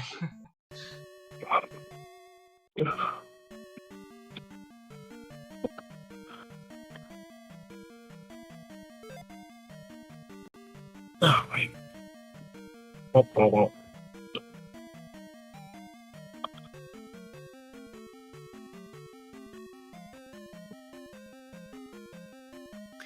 Alan, I will say that your patented Guma off-screen Guma kills like that, the cheese strat, worked out very well for you in this seed as well against. I guess there was another point where you were both you and Animus were on Guma, and Animus, you were right there, like 1 bar away from killing Guma. You took the bop, and then you got killed again, and that was a game over. At that point, Alan was able to cheese through Guma and place the gem in 5. I don't remember what exactly the gem count was at that point, but yeah, that was another kind of a very interesting side-by-side perspective of a fight that was happening between 2 runners.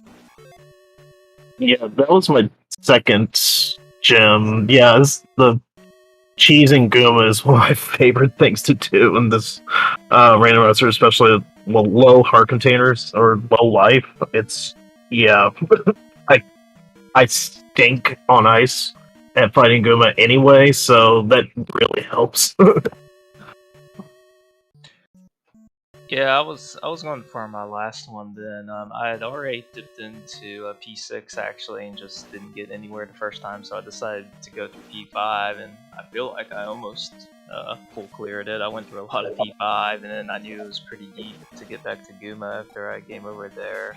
So I just went back into P6, and lo and behold, if I had just stayed the top path to the right, it was like 3 rooms over. So that helped a little bit, but yeah, that was a little unfortunate. I did dig down into P2, into the east. I figured some people, or maybe a lot of people, would just go for P5 and P6 on the west, but I was trying to avoid it possible. And I kind of debated on going for P1 on Valley of Death, but with Fairy being as expensive as it was, I decided against it. Yeah, you were the only one who went that far into the east, but it was P2 was not that bad. You found Helmet Head very early on. I think you were the first to place 2 gems at that point with your Helmet Head kill, if I'm not mistaken, and then you headed back to the west to do what you did. Yeah, that's kind of why I took the gamble, because I knew it was going to be P2 and P1 over there. So I figured, well, I mean, yeah, P5 and P6 are right there, but those palaces could be really, really long. And to me, if I'm just able to go into P2 and P1 easily, I feel like that's the better play. But yeah, Fairy being as expensive as it did kind of reduced my chances of going for P1, so I just decided to take a gamble with P5 or P6, since I figured at least one of those would be pretty straightforward, and luckily one of them was. Mm-hmm. A big time save you had was on P3. You broke the right meta, and I believe you headed left immediately, and that led you right to Rebanak, whereas both jkoper and Alan, you guys were heading to the right, just the standard right meta, and of course Rebanak being left. But Animus was like in and out of P3 in like a minute. He entered in at 12 minutes and was done at about 13, and we were like, oh, Rebanak is very close to the start. And then when we saw jkoper and Alan walk in not too long after, both of you were in there for a while, and we're like, I thought Rebanak was close to the start. What happened here? But it was actually left at start. Yeah, I just took a complete gamble there. I like to do that a lot in Max Rando. Just, you never know with the community rooms where Exactly. boss is going to be. So, like in P6, it didn't really pay off when I kind of took a down left into P6 because it was just up and right. But sometimes it pays off, sometimes it doesn't. So, yeah, I do enjoy doing that sometimes. Mm-hmm.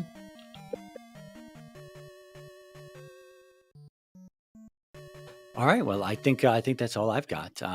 Star or anyone else have any final thoughts?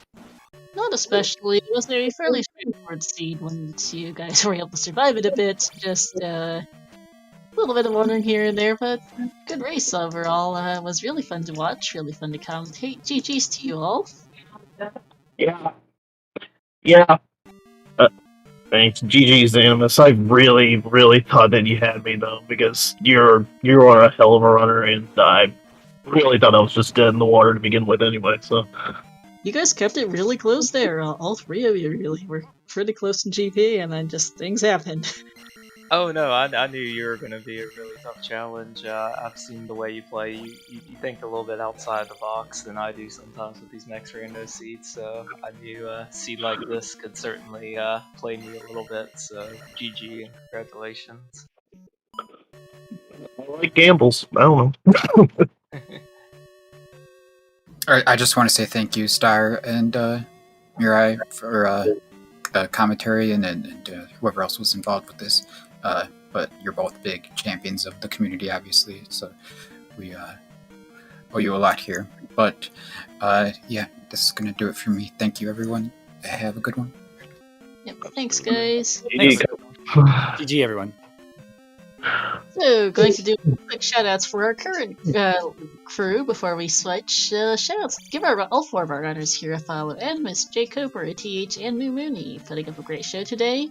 Thanks to my co-com Mariah and to our 2 trackers, the Cheeses, Royale with Cheese and Cheeseburger Party. Delicious. Yum. And thanks to everyone in chat for watching, of course. We're going to go switch over to the countdown scene again for a few minutes. We'll probably give it a 10-minute countdown, I guess. We'll give it a 10-minute countdown. We'll go to Spoody and go do some tech swapping in the back end. Let's wish Mooney luck with the rest of the race. And we'll be seeing you back here in a little bit. What happened already? Oh.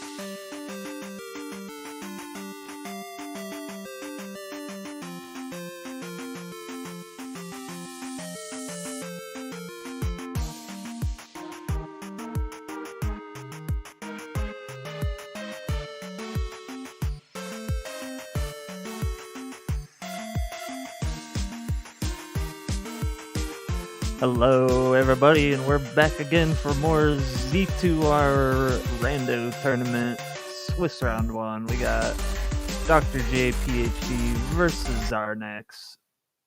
On comms, we have Mira coming back, as well as Elendar. How are you two? Doing great. Second back-to-back race here, double header. Elendar, are you excited for this? I know you're excited. I already know the answer. It's a rhetorical answer, but I'm always excited about Z2. Exactly.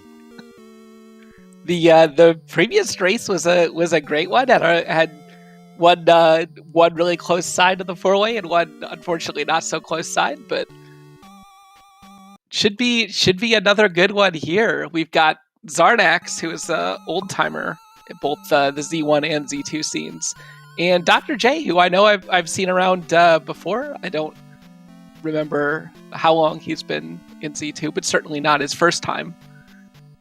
Dr. J is very, very old to this community as far as I know, but he kind of just hangs back and does the tournament thing only. He's probably working on a 7th PhD at this point. Regardless, it should be a close match. I know Zarnax seems to only come out of the woodworks for tournaments, but we have a bit of an old grudge. Between the Zelda 1 and Zelda 2 randomizers, I have faced him in like 10 of the last 11 tournaments I've done. And he has beaten me all but one of those times. So I'm looking forward. I'm rooting, a little biased here, I'm rooting for a Zarnax win, but what I'm really rooting for is a close race here. Yeah, that's grudges are 100% allowed. No complaints. Yep. And real fast, if anyone wants to watch that previous race back, the 4-way, it's a little hectic, but it does give an interesting perspective into how more than 2 runners would run the same seed. And it's very interesting to see things like that play out, especially with how some of it was pretty close. Yeah, there's a lot of different options available, different runners taking different paths, but in the end, it all comes down to GP. Yeah, which is always the exciting thing. You never want to see a blowout, really, and when it comes down to those GP races, that's the excitement. That's what we want to see as audience members. Yeah, especially here in Max Rando, GP can be very, very painful. But we are off, and our runners starting off a 6-gemmer with just Boots and the Fire spell here in a shuffled Vanilla West. Another shuffled Vanilla West. We had one of those in the previous seed. Did we change this flag set and the seed and everything here? Yeah, well, we've got a sighting of GP, but we're needing all 6 gems, so we're gonna have some more difficult requirements than the last one. Gonna need to definitely find the Reflect spell and maybe some of the others. Yeah, looking at a full clear here. Well, not entirely a full clear, but at least a good portion of it, seeing as they don't start with much of anything. Yeah, Fire Spell doing its traditional, totally uncastable in the early game, incredibly cheap late, but 500-point P-Bags coming out of this early drop pool, gonna give attack 2 for Dr. J, and he's going straight for attack 3. Yeah, that is really going to bloat the levels of these runners with 6 gems. That's 6 free levels after killing the bosses. 500-point P-Bags early on in the game is just going to simply skyrocket your levels. If we see a lot of those, we might see, levels like 4, 5, 5 walking into the first palace or something like that. So we'll see if it ends up kind of being jetty in that sense, but they're going to be well equipped to walk into these palaces. Yeah, also starting with 5 containers of life, and I believe it's at least 4, if not 5, starting lives. I didn't quite catch how many it is, but looks to be fairly generous on the survivability end. Definitely. And Zarnax did pick up Shield in Raru, so he's even beefier. Both runners in Magic Container Cave here. Zarnax talking him up with the Shield spell, but unfortunately taken to death, whereas Dr. J pushing through. We did get confirmation, the full 5 lives. Wow. Okay. So full 5 lives, 500-point P-Bags, a full 6-gemmer. Wow. I don't think this is going to be nearly as nasty of a GP as the last time, but you never know. Even if it is, these they are going to be, as Trails likes to say, stacked like a Big Mac. Now we've got Dr. J and Zarnax just flipping the script, covering where the other runner is covered before. Yeah, that tends to happen here in these vanilla layouts.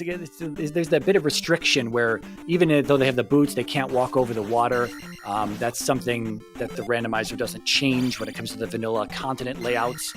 While the points of interest and locations are shuffled around everywhere, the rules for whether water is walkable or not is not overridden, even if that flag is enabled. So they have to continually walk around all these little kind of sectioned off areas of these continents when it comes to vanilla layouts.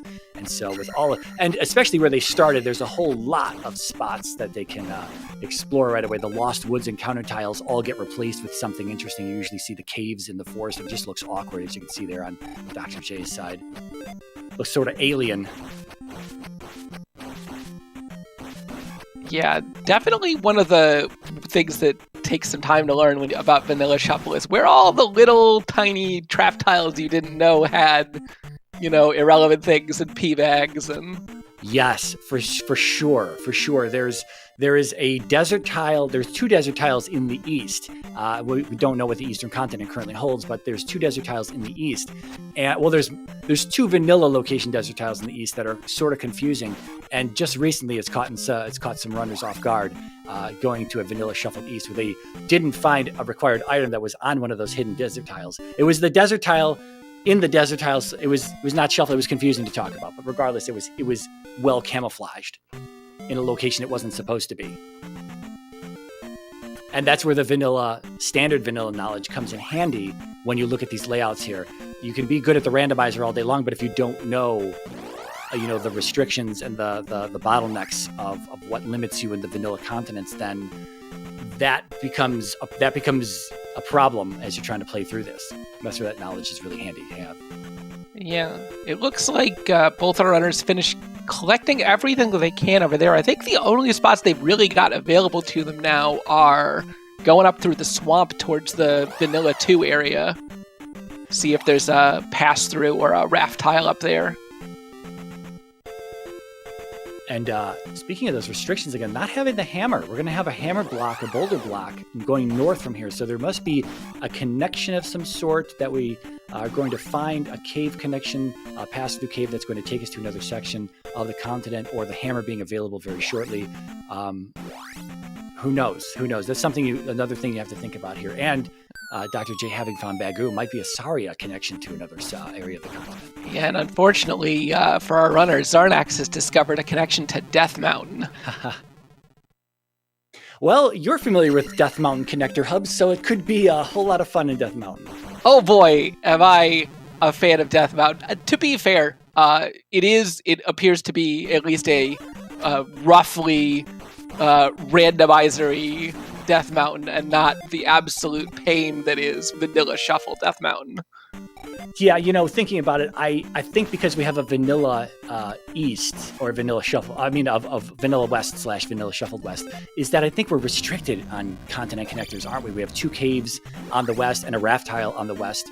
They're going to be shuffled around, but that kind of restricts where we can go. Or where we expect Death Mountain. Death Mountain might not be the connector hub that we were hoping it might be. Yeah, well, Zarnax has finished exploring all of the available caves, and it's looking like this Death Mountain is definitely the only way forward. That would be interesting. Instead of a pass-through cave, it's going to be a pass-through Death Mountain to another section of the west. That would be... We've got a sighting of the fire spell, but couldn't quite tell what it did. It's not life or jump or fairy at this point. Welcome in our Zelda Speedruns Raiders. Cemetery here. Cemetery familiar with Z2R, rolling some terrible seeds recently. We've got the start of a Zelda 2 randomizer matchup here between Zarnax and Dr. J, PhD. And this is, I believe, this is our 4th race of our tournament that just started. We had 2 races yesterday, 2 races today, 2 races tomorrow, and then 1 other race, I think, yet to be scheduled for the remainder of the week. So plenty of Z2R if that's what you're into. It's the fifth. That's right, the fifth race. It's that we had two side by side 1v1s earlier. So it was the fifth. This is the fifth race. Yeah, I think, did we only have one on Monday or did we have two? We had two. The first one was very quick. Oh, that's right. The first one was just to, spoiler alert for people who have not watched it yet, but I believe 14 minutes? It was very quick. Very interesting scene. And then a much longer race on my end, unfortunately. There's a sighting of Caldera with Spectacle Rock in it, but I love that. Fire is Thunder. Wow. This is a free seed for these runners are getting a very, very, well, I'll say easy. We're going to make the assumption that it's going to be easy based on everything we've seen so far. But this is very, very kind. They're certainly getting every advantage when it comes to combat. And yeah, seeing Fire Thunder Zardax is like, yep, we're just going for Magic 4. He wants to get that Thunder as cheap as possible, as quickly as possible. It's probably going to come down to something like 8 or 12, something right in that area. He's going to be able to cast it a whole bunch, unless for some reason he can't find any magic containers, which is pretty unlikely given the fact that we do have to clear 6 palaces and a bunch of item locations along the way that they're probably going to check. Yeah, this may be the only time I've seen a start on 2-4-1. Yeah, those are some interesting levels for sure. Oh, he looks like it's already down to just over a bar, so probably about 17 or 18.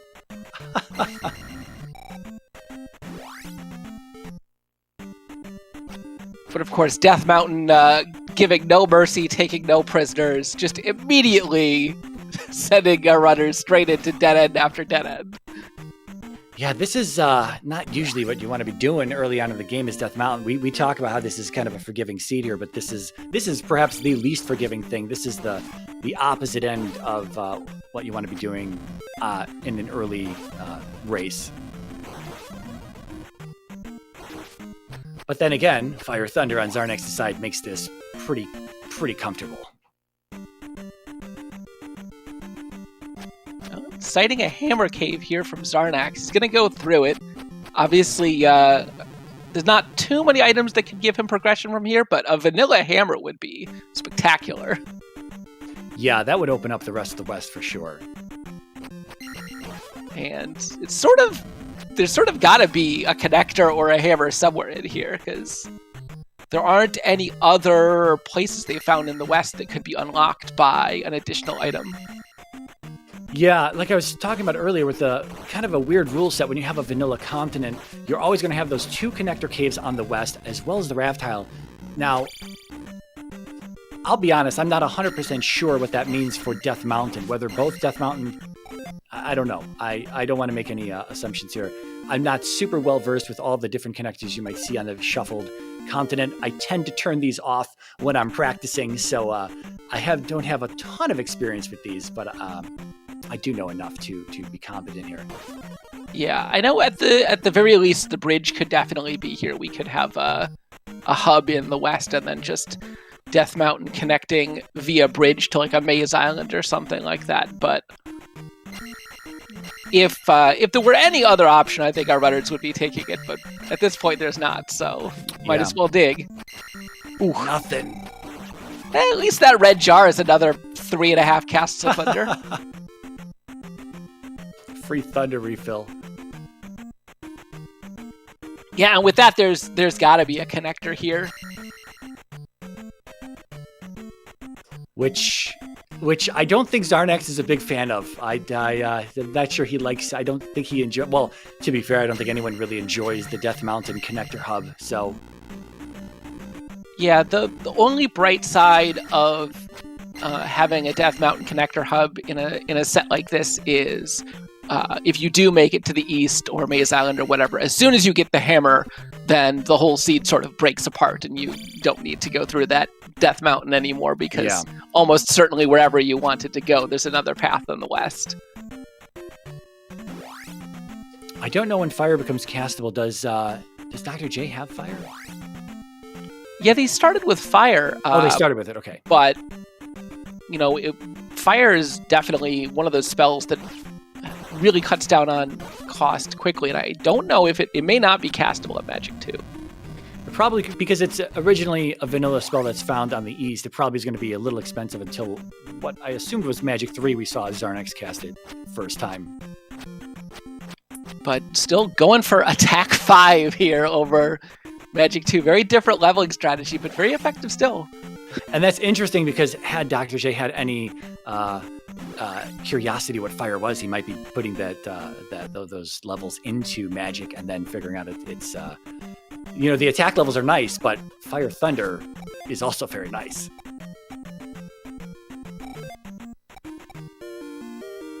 Fire Thunder just kind of deletes enemies from the screen.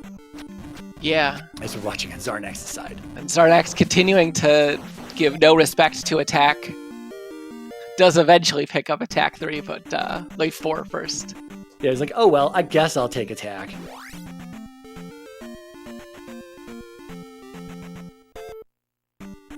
Yeah, not entirely sure why Dr. J didn't just take a walk across the Caldera. May have forgotten, when you start a vanilla West with no walkable water, you just sort of forget you have the boots sometimes. But Zarnax taking a reset here. Yeah, I wonder what knowledge we don't have here, unless. Yeah, maybe he thinks that the connector is closer to the start. I know he did not as exhaustively check the west end of Death Mountain before going through the Caldera like Dr. J did, so maybe he's thinking, well, I'll just take the reset and give the west end of Death Mountain another peek. So this just occurred to me, there's a bridge tile to the west of the forest tile that Zarnax was just in. Now in vanilla, it is a bridge tile there that just connects the two sides of land. But in vanilla shuffled, that could be a bridge tile that actually connects us to another side of this continent if it isn't the raft tile in disguise. I don't think, I'm not entirely sure. I don't remember all the different combinations of flags that you can get in Vanilla West, but I don't think the bridges and the swamps function as pass-throughs. I think it's just the caves in a Vanilla West. There's one bridge. If you think the vanilla, back to vanilla, when you come out of the back side of Death Mountain, there is a bridge there that it's a 2-screener, and on one side of the bridge you step into the encounter, and on the other side of the bridge you exit the encounter. And those are two separate, the bridge is tied together, but they're two separate tiles that will be shuffled throughout this continent. Interesting. I'm not sure I've actually ever seen that in a seed before. There was a race where a new runner, Top Life, went up against RCS back last year's Max Rando, and he won because he found that tile ahead of RCS, and that was very interesting play by Top Life. They're just exploring everything. Man, the small enemy group has, it looks like, the small enemy group has both 500-point P-bags and 20-point P-bags. Feast or famine there. Yeah, the bridge that Zarnax is on right now, that's the bridge I'm talking about, the two different sides that have the two separate bridge connections. But it looks like Zarnax made it through, and I didn't notice where he was because I was watching Dr. J. Yeah, somehow found a pass-through that we had missed, and I think that we somewhat surprised that neither of our runners and neither of us had seen that pass through earlier. Yeah. But unfortunately, just a heart container. But there's still at least 4 or 5 more locations over here on the east end of this rock. Yeah, exactly. Yeah, this is the Mito side of things where we would normally see the raft tile, and again, for any new runner, for new audience members, these can be shuffled to be literally any other location from this continent. Yeah, we'll see shortly if there's something else over here. There's a palace at least. We haven't seen any keys in the drop pool, have we? I don't think we have, but here's they don't have the access to the medicine, but maybe they'll get a hint about it. But yeah, Dr. J also checked into Hammer Cave and was rewarded with the jar. Yep. He's also got his magic up to 4, so we'll get plenty of use of Fire Thunder out of that. But I think he's getting down to the end on the number of available caves in here too, so won't be too long before he finds his way out and goes back to exploring the west. So we have medicine on the west here. That's our hint. So it is available somewhere around here. Looks like that's what's probably going to get us access into palaces. Wherever medicine's located, bring it back to the old woman, and she'll let you in. And the old man in the basement's got the spell you need, and you can continue to progress from there.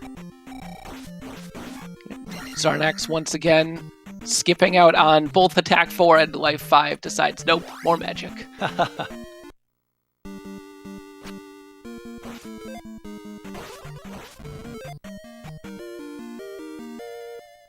And finding Palace 4 here, going to be extremely impossible with no Reflect and no Fairy, but good thing to note.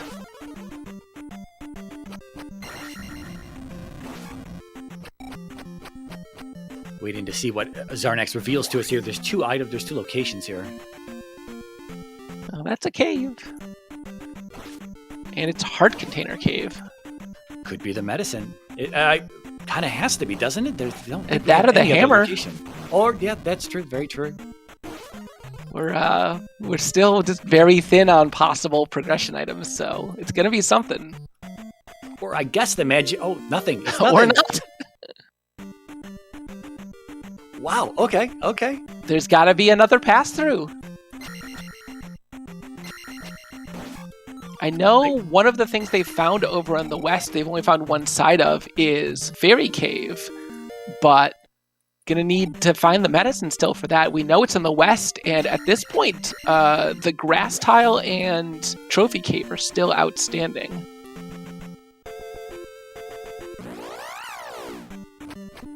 We'll see if Zarnax heads back to that pass-through bridge. Yeah, I don't know if that's... he seemed to be able to walk through it before, so I don't... Yeah, it's really weird. Sometimes, I'm not sure which flag controls it, but sometimes terrain is pass-through, where you could just head in, head out, and flip to the other side, and sometimes you're forced to traverse through it. And I'm not entirely sure which flag controls that.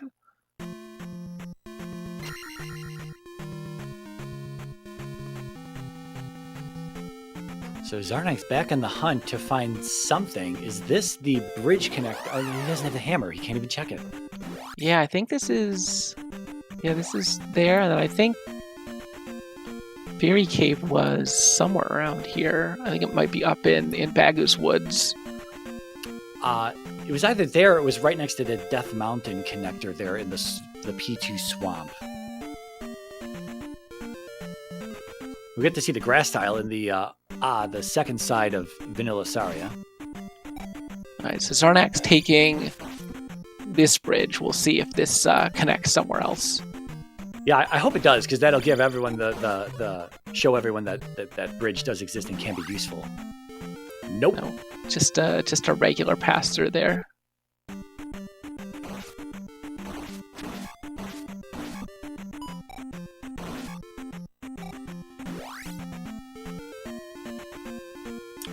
Dr. J's still exhaustively exploring around Death Mountain. He wants to make sure he's checked every single cave possible before he heads out of here, and I don't blame him. Yeah, given what we know from Zarnax's side as well, it might still be in Death Mountain for all we can see at this point. Yeah, you never know when it's take one random cave that leads to another random cave that leads to another random cave, and all of a sudden you find the pass through. The Rando special. Yeah, here's Fairy Cave, but yeah, unfortunately without the medicine, that's not going to be progression.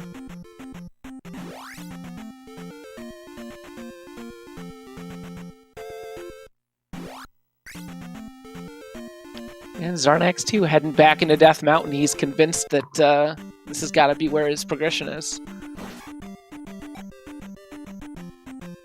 Yeah, if it's not in Death Mountain, I do wonder if I'm sorry, I'm still stuck on this bridge tile because now I want it to be a thing in this race. Now that we're talking about it so much, but the double bridge connector. And I wonder, if I'm not mistaken, when Cheeseburger Party said that Zarnax went through Jump Cave, he came out on the left side of that bridge, that double connector bridge, and there was Rudo right there. And then there was another bridge connected. This is very complicated to talk about without seeing it on screen, and it's not on screen right now. But there was another bridge connected that we just talked about, how you could walk in and walk out of it and bypass it. And I wonder if that was actually a connector somewhere. I don't know. Vanilla. This is why vanilla shuffled continents can be quite confusing. Yeah, you'd think that, it's vanilla terrain, it's easier to find, but they tend to be, they've got so many blocks and so much dense sort of piles of caves and stuff that it can be very tricky sometimes, especially vanilla west without the hammer, because there's so many different segments to it naturally. And what's true for any vanilla shuffled continent, that being West, East, or Death Mountain, these days we play 98% of our seeds with the cave connections, the pass-through caves moving in the location that they're pointing. But even if that flag is enabled, vanilla continents once again override that flag, so the pass-throughs are going to go wherever they go. So that's why exploring pass-through caves in these vanilla shuffle continents is usually a really good thing to do when you feel you're restricted or you're lacking access to another part of said continent. And like you said, Elendar, a cave that connects to a cave that connects to a cave, that happens a lot on the east, because you could go from Palace, the Ocean Palace area, to Death Valley, that takes you to another cave that then is on the north side by Daruni, and it's like, oh my god. Yeah, Death Valley especially can be really nastily segmented sometimes.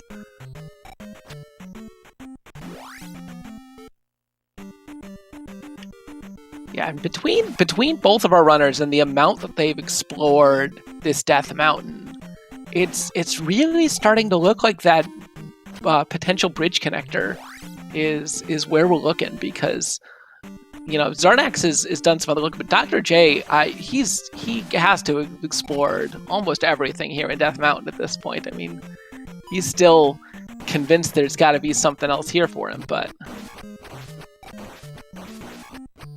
there is, for anyone not familiar, there is a 30-minute mercy rule that if these runners want to re-roll the seed, it's usually done for the purpose of the seed being such a nightmare type of situation in terms of like low heart containers, just ridiculous enemies, and just a very high demand in terms of progression from the runner.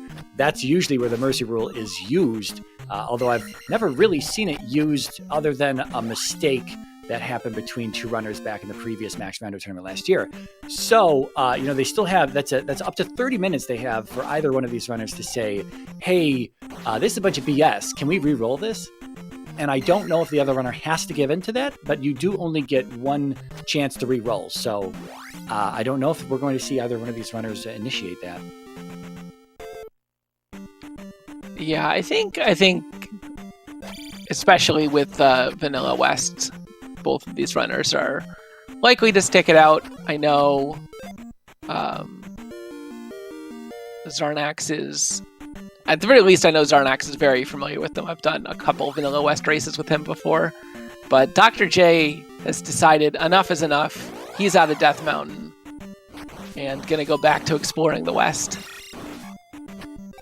And then, of course, there's one other possibility that the randomizer has actually, every once in a while, we do get a seed that is bugged and is uncompletable. So that could be, there's always that possibility on the table that this seed has broken progression in some way, that they'll have to exhaust everything. And I'm not sure. That doesn't happen that often. We did have that happen, I believe, in either the standard, I think it was the standard tournament last summer. We did have an uncompletable seed get rolled.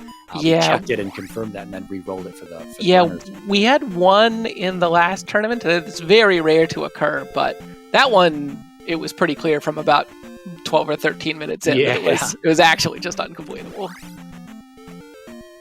I believe that was your first seed, Soulblade. I think it was me and Star commentating on that one. Oh, and wow.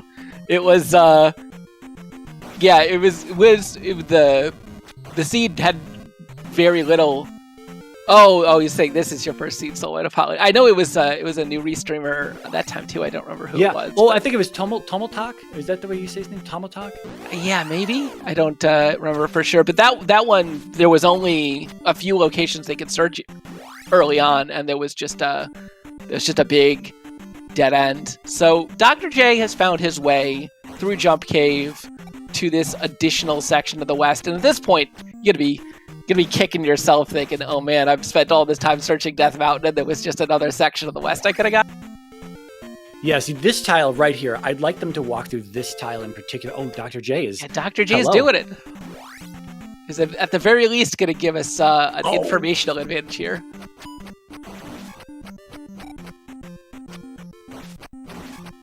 It's the 2-screener. This might be the connection that we're all waiting to see. I actually think there's a 2-screener that isn't a double bridge connect. I think there's two 2-screeners. Yeah, there's two 2-screeners on the West. Oh, there it is! There it is! That's the connection. The mythical bridge. Dr. J has found his way to the third segment of the West out of 5. I believe there are 5 possible segments in the West, and I know Zardax had talked to Bagu. I'm not sure if Dr. J has the letter from the Riverman to cross through this additional pass-through here in Saria, but... I think he does. Okay. Yeah, so this is an additional pass-through that he could potentially take in addition to whatever spell this ends up being that I missed the hint on, but we're going to see very shortly. So this changes a little bit. Zarnax thinking it's back in Death Mountain here. He has been burned in the past. I know Zarnax did lose a race because of a bad Death Mountain connection that he was unable to find for an extended period of time in the seed. But so he's back here. We know it's not here, and Dr. J has already done this.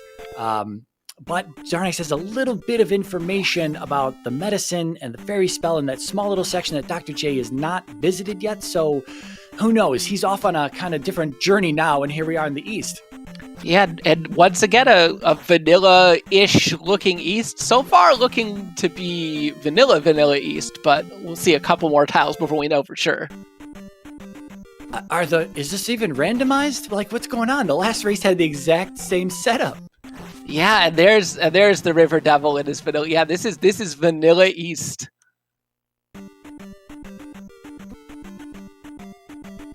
And they do have the boots, so Dr. J will be able to head up over to the Water Palace as well as the northern segment of the East. And I think, yeah, both runners already have the flute too, so most of the East is going to be accessible. One thing I do appreciate about the presence of Vanilla East is the River Devil earning his pay a lot more frequently these seeds. Yeah, no kidding. One thing, though, coming back to that Zarnax knowledge, the fairy is not going to be here on the East for Dr. J unless he stumbles upon a magic key in the open. He's not going to have a way to progress into palaces.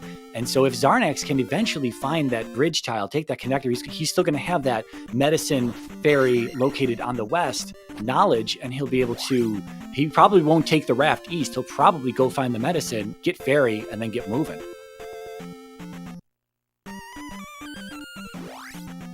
And Dr. J, real quickly confirming that palace is still there like vanilla, but we're going to see a vanilla water tile containing the child. Left there by its parents on a beach vacation. Yep. And we should see that turned in fairly shortly here as Dr. J almost certainly going to make his way north to pick up the additional locations there, but going to take a peek at this palace. Was that a smack on the statue? Do we see 5 or 2 here? It's Dr. J has marked it as 5. Wasn't sure if that stab was exactly precise, but without either the fairy spell or the magical key, this might be a short trip here into 5. Yeah, I was about to call for a judge's ruling on the stab, but we see the windows there in that first room. Yeah, one thankful part about all that time Dr. J spent in Death Mountain is he has lifted his way all the way up to 644, pretty much demolishing most of these enemies. Yeah, while Fire Thunder is very handy to have, it doesn't get rid of bosses. Meanwhile, Zarnax has noped his way out of Death Mountain again, confirming that that's not the way forward. And we'll see if he does end up checking out that bridge coming back here to the southeastern end of the west. Yeah, at this point, though, 32 minutes in, and you haven't really found the way anywhere. I wonder if Zarnax is really going to be able to question, like, is this doable?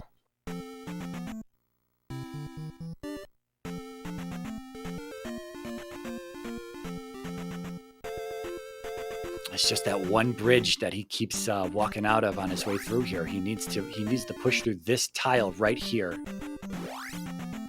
Oh, and he's doing a double check. He may not know about that tile being a pass through. I have to admit, I also did not know. It's pretty rare that it's used as progression, right? I mean, there's so many with all the 3 caves that you've got that can be used as progression. Saria can be used as progression, connecting areas of the West. So the fact that the bridge usually isn't used as progression is something that you just don't see all that often. And I guess the only real reason I learned about it was because of watching that Max Rando race last year and seeing it happen, being like, oh, wow.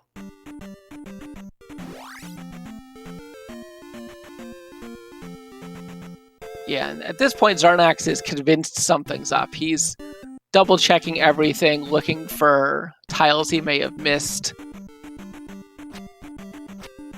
I'm not 100% sure what Dr. J is doing in Palace 5 still, though. With no keys, no magic key, no fairy spell. He finds a door, and that's going to be end of the road, and we know there's guaranteed to be a door behind the boss, so I'm not entirely sure what this is, what he's looking for here. Maybe he's hoping to pick up a key somewhere in here. We don't have the extra keys flag on, but there still can be keys. Maybe he's just forgotten he doesn't have the any key, and yeah, looks unhappy about that realization. Zarnax now digging into Palace 4, I believe is what this was. Yeah, this is Palace 4, but this too is going to be a pretty short trip because I don't think there are keys anywhere in the drop pool, so... Well, I guess here is the thing. I mean, with the community rooms, you can have an item room that is open and available to pick up the item, but, that's a big gamble, and that is not in progression. It's going to be fairy or magic key to get into palaces only. Yeah, sometimes it is possible to break progression with the way keys are laid out, but so we've got 200-point Iron Knuckles and the Drippers. Ordinarily, that would be a nice find, but both our runners are well leveled enough to be able to clear out anything. And Zarnax finding out that there is definitely no progression here.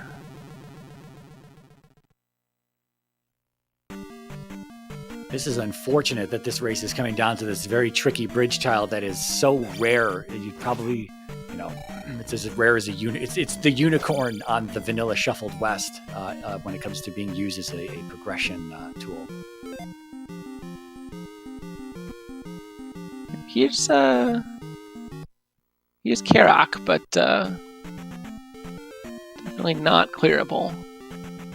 Trails in chat, yeah. Go ahead. Yeah, the bridge was definitely the pass-through. Dr. J found it, took him to Vanilla East, but Dr. J deciding to go into Palace 5 here and not getting a whole lot of reward for his efforts.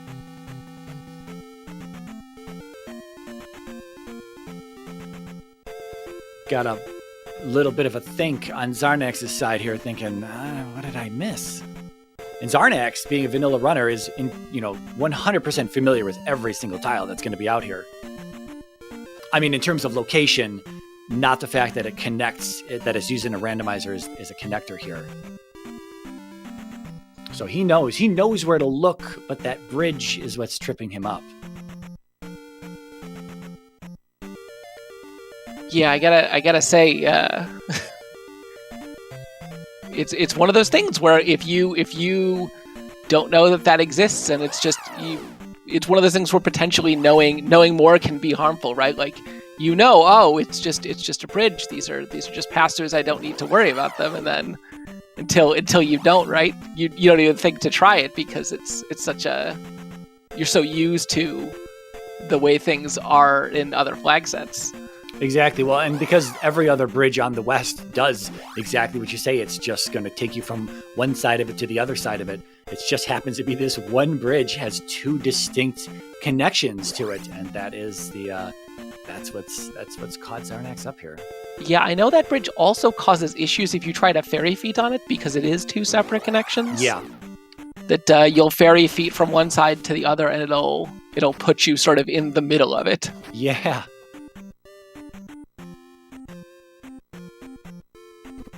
That can also happen on. I've seen that bridge cause issues on like Dry Canyon, where you can walk into the middle of the bridge effectively, and you either way you go out, you have to walk it out. You can't just back it. Yeah, you do that on islands sometimes too. You're just walking across the water, bypassing everything. You hit the bridge in a certain spot, and it's a 2-screener, and you're like, "Oh, I got caught in the middle of this thing."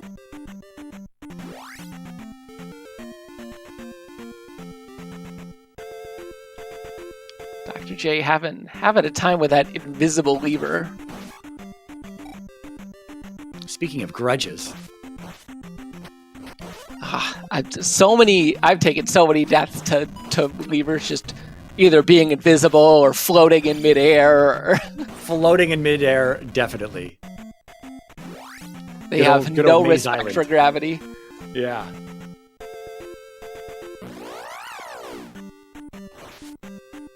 Dr. J making his way through these Wilson encounters in... I'm not sure if this particular valley has a name, but it's certainly annoying. I have asked that same question. I'm not sure if it has a name. But even with fairly quick movement, without the fairy spell, the fairy feet, it's going to take at least a minute to pass through. Yeah, Zarnax back in Death Mountain. He is confused, and I think reasonably so. But yeah, we did see something. This has happened to some other runners before. jkoper being in the previous race of tonight's doubleheader. Last year, Max Rando tournament. I keep calling back to this because there's obviously history with this version of the Max Rando version of the randomizer was used exactly the same as it was last year, and jkoper also got caught up on what happens on the east is that the Maze Island connector bridge can actually be a single bridge tile because the Maze Island connector bridge, even though it looks long on the map, is actually just one tile that you step on. So when it comes to shuffling the locations around on the east, it is just actually one bridge tile. And so it threw him off in one of the races that he was in, and he lost as a result of that because Maze Island was where they needed to go for progression. So just another, this isn't unheard of when you get to these vanilla shuffled continents, that if you don't know all the little nooks and crannies, all the little intricacies of them, that you might get caught off guard by that in a low chance, but still entirely possible. Yeah, well, with Dr. J taking time to go into these palaces that isn't really paying off. Like, Zarnax is behind, but he's definitely not like unrecoverably behind. If he finds that bridge, he's only a couple good turns and staying out of these palaces away from being back in it. Yeah, digging these palaces is a time sink, in my opinion. Dr. J did just find a key sitting there in that one room. That's not going to be a normal thing that these runners are expected to find keys all over the place. As we've been seeing, there doesn't seem to be a single key in the drop pool. And, speaking of open item rooms, maybe this is the magic key. That would be a huge find, but looks like just a magic container. If he continues to head left, though, he's going to burn his only key. I don't know if he's going to decide to do that. He's going to conserve it.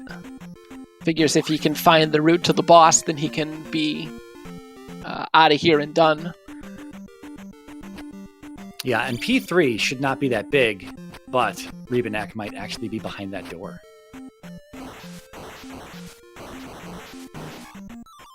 I like that triple Dyra setup there in Death Mountain there for Zarnax. Yeah, the last couple times he's gone through it, he's just sort of thundered his way through it and said, forget this lag. But unfortunately, he's a little short there before picking up a red jar from one of them. I think Dr. J's going to take that key, exit out of P3 there, and go find another palace that he might be able to find the boss and use that key on the door after the boss. Yeah, I mean, if you're gonna be digging palaces early without access to fairy or the magical key, no reason to burn keys on things. At the very least, he knows where the boss in 4 is. So if he picks up Reflect from potentially this town, he could clear 4 if he wanted to. That's true. But just the spell, but still pretty useful. He's not that far away from New Kasuto, although with this being vanilla, he actually cannot get to New Kasuto without the hammer. Very true. More progression being blocked here. Although we don't know if the progression is required. Doesn't really seem like it necessarily. They have Thunder and they do have access to Fairy from Mito, so probably nothing too amazing here. They do still need to find Reflect, and the glove is... True. Well, the glove, again, not technically required. It's been a long time since I've seen a seed that didn't require the glove. I will... you should have watched opening day. Sorry, I did watch that race and had forgotten about it. It was so fast. I think they started with the glove in that one, so even though it wasn't required, it didn't actually matter. No. Did they not start with the glove? They Oh, did that's not. right. He just sort of whipped in immediately. That was a race. It was wild, yeah. I lost one. I lost like a 16-minute seed in last year's Max Rando like that. Speaking of no glove, though, Zarnax actually pulled that off last year's Max Rando. He's up against Top Life and decided to go in GP without the glove, and he did it. It was plenty of glove blocks, but all of the other routes led him to the correct path, and that was that. Yeah, Top Always Life, interesting to see that.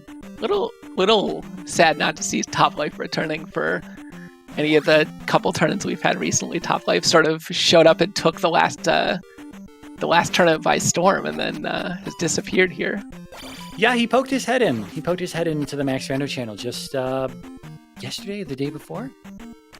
It's always good to see both new and returning runners here in the tournament. I understand Max Rando is definitely not everyone's cup of tea. No, from an audience perspective, everyone loves to watch people get torn apart by Max Rando. But from the runner perspective, a lot of people keep their distance.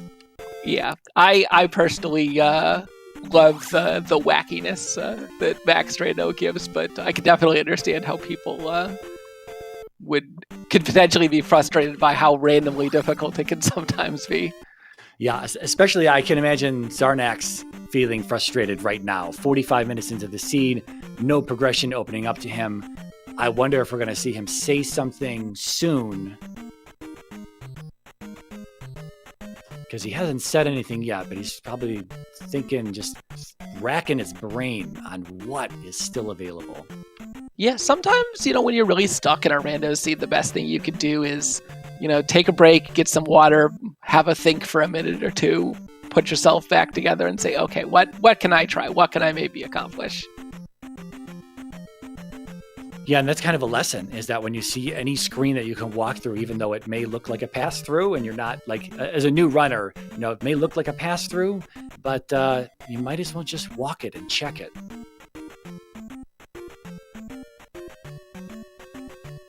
Dr. J looked like he was trying for the encounter skip here, but decides just to take a walk. So is Dr. J going to traverse Death Valley here with no fairy spell and just to check what palace lies at the end of it? Yeah, that's an interesting call. Again, still doesn't have any ability to clear any of these palaces. This is coming back to what I said earlier about how Zarnax has the fairy. He has that little corner of knowledge on the west, so he knows where fairy is. He knows that it's locked behind the medicine. He knows that the medicine is on the west, and it's got to be accessible, seeing as Dr. J showed us the north side of the west, but quickly left it. So, if I were Dr. J, I'd be thinking, well, maybe there's a magic key just chilling, open and available on the north side of the West, because there's several locations up there to check. Yeah, at the very least, he's got Darunia available to him, and he has picked up the child from the water tile. So, for all he knows, Fairy could be there. That's very true.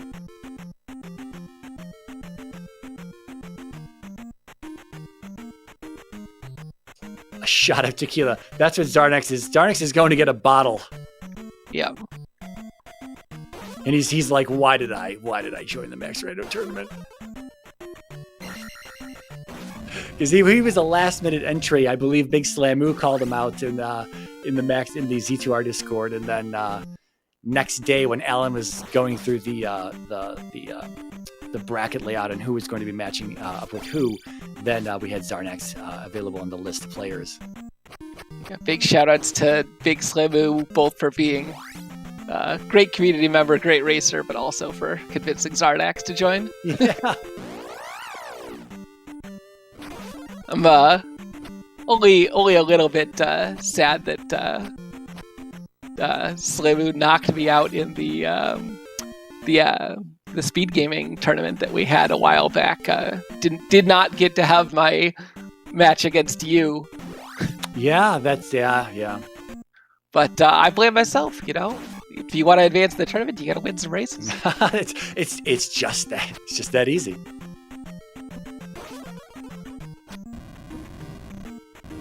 Upstab being very helpful for Dr. J here. They must have started with that because we haven't seen Darunia yet. It's you could definitely not put proper respect on upstab because it's definitely worse than downstab, but it's got its moments. Yeah, and I'd like to give a formal apology to Dr. J here, making it all the way through Death Valley. We doubted him just 5 minutes ago, less than that. Finding P2. Yeah, P2 another, potentially short one usually. So could be clearable if he finds the boss quickly here with his available key. I don't know what type of P2s you've been playing. I've been in some nightmarish P2s. Freaking Helmet Head. What a masochist designing his palace.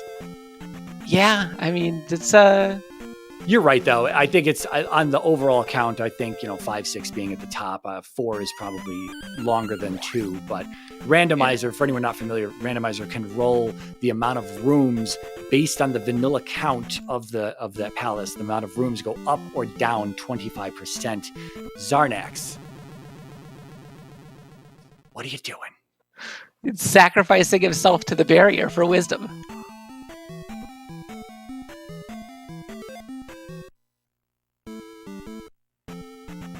He doesn't know where Dr. J is, so it's interesting he hasn't said anything yet.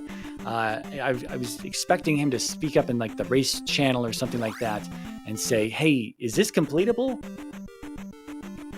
But he hasn't said anything yet. But then again, there's something to that to where you may not want to give your opponent the information on where you're at. Like if you're struggling and you're like, hey, is this completable? Then your opponent is like, oh, I'm definitely in the lead. If you found what you were supposed to be finding. Yeah, for sure. There's again in the very rare instance of an uncompletable seed, usually someone will step in and confirm for sure whether or not the seed is completable, and but again, that sort of scenario is very, very rare, and I think all of the instances that I've seen of it, at least with V4 of the randomizer, are caused by terrain generation issues, which obviously isn't a factor here with our vanilla west and east. Yeah, there was one seed I had that actually had the flute locked in the spell tower on a vanilla east, and so that was something that was pretty weird to see. Yeah, that's couldn't get by the River Devil. Yeah, that's. And again, just this isn't some bug-ridden program. This doesn't, we play hundreds and hundreds of seeds, and this does not happen all that often. It's just probably some minor bug that Dig Shake just unable to catch, again, not seeing it in his testing and whatnot. So I don't know if any of the information that we've provided at this point would be useful for him to diagnose that moving forward for whatever next version of Randomizer is on the table, whenever that may happen. Yeah, but Dr. J back in the southeast end of the west, and he's gonna finish exploring all of these remaining spots that he had missed before, and this is gonna give him his hint about the ferry. So I don't think it's gonna be too long before he puts all the pieces together and is able to start clearing out these dungeons. Yeah. Unfortunately, just a 7th heart container on life 6. Certainly not what you're looking for. This is a really, other than that one little trick on the bridge there, that one little hiccup hurdle on the bridge connection, this has been a really welcoming seed. I guess maybe a little early Death Mountain dig, but was unnecessary in the end. And otherwise everything's pretty open and essentially free, especially with the completely vanilla East, if these runners, that I imagine both of them are very familiar with the vanilla East at this point. So no real issues in routing anything. You kind of know where everything's at. Just that one double bridge connector for Zarnax, and these are those races where you hate to see it, just someone gets snagged on one little particular thing, and it just completely wall them off from any further progression. Yeah, he is on his way through Jump Cave again, so he's heading in the right direction. We'll see if he figures out the bridge on this pass through. Yeah, I think he was rechecking everything there right by start, so hopefully he'll recheck the bridge and walk it. And unfortunately we don't have a face cam for Zarnax. I would love to see if he finds that, I would love to see the look on his face. Yeah, it's one of those things where you almost instinctively facepalm.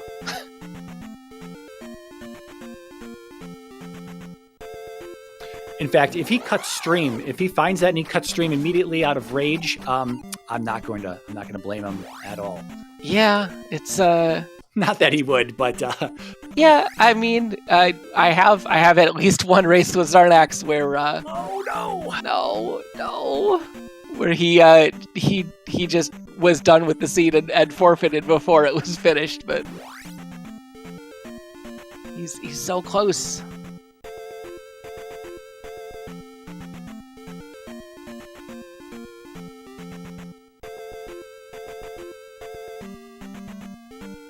Dr. J taking the bridge pass through back. He's gonna finish exploring the west here, and that is gonna find him his medicine, almost certainly. Did he just step in the Mito? I wasn't watching. I didn't. I know he stepped into it at least briefly. I didn't see whether did he skip Mito. Well, at the very least, I have to imagine with him having so little success in the east, he's gonna finish checking the west, and there's not that many more.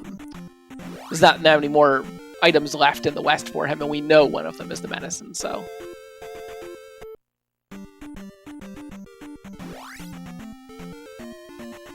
Yeah, Drosy checking in. Drosy on tracking, by the way. Drosy doing the tracking behind the scenes, although probably taking a bit of a nap here recently. Not a lot of tracking happening, but Drosy saying that he skipped Mito. So if he doesn't have, well, he will probably just stumble upon the medicine in his exploration here. So, or he might see another palace dive. Zarnax has another chance to come back here. Just check the bridge. Attempting to flute down the rock, but the rock does not care for music.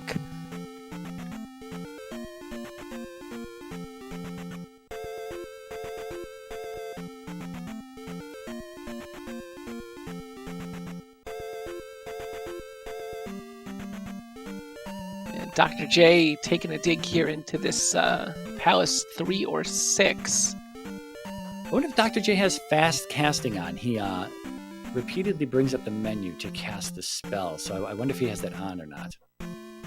Yeah, it's I know a lot of runners use fast casting, but it is a thing that some nice dodges there, but it's a thing that sometimes runners get accidentally do double casts with fast casting, and I know I've had that problem before. You waste all your MP with a quick double cast, and you're like, man, I kind of wish I had slow casting on. Yeah, for sure.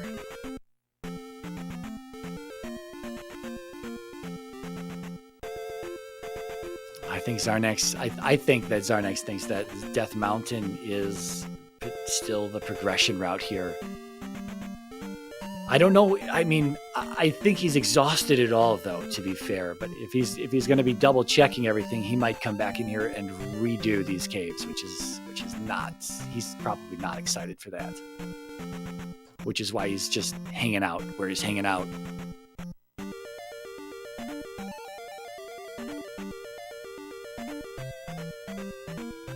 Yeah, Dr. J, gonna check this dead end room. I think, looking for a key here, but unfortunately, just 20 points. Not gonna be very helpful.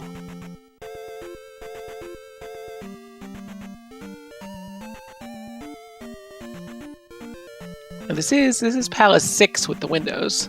I missed that earlier. Yeah, 3 was the one where we got the item out of it in the open item room. Ah, yes. Wherever that was. I think that was in the Three-Eyed Rock location.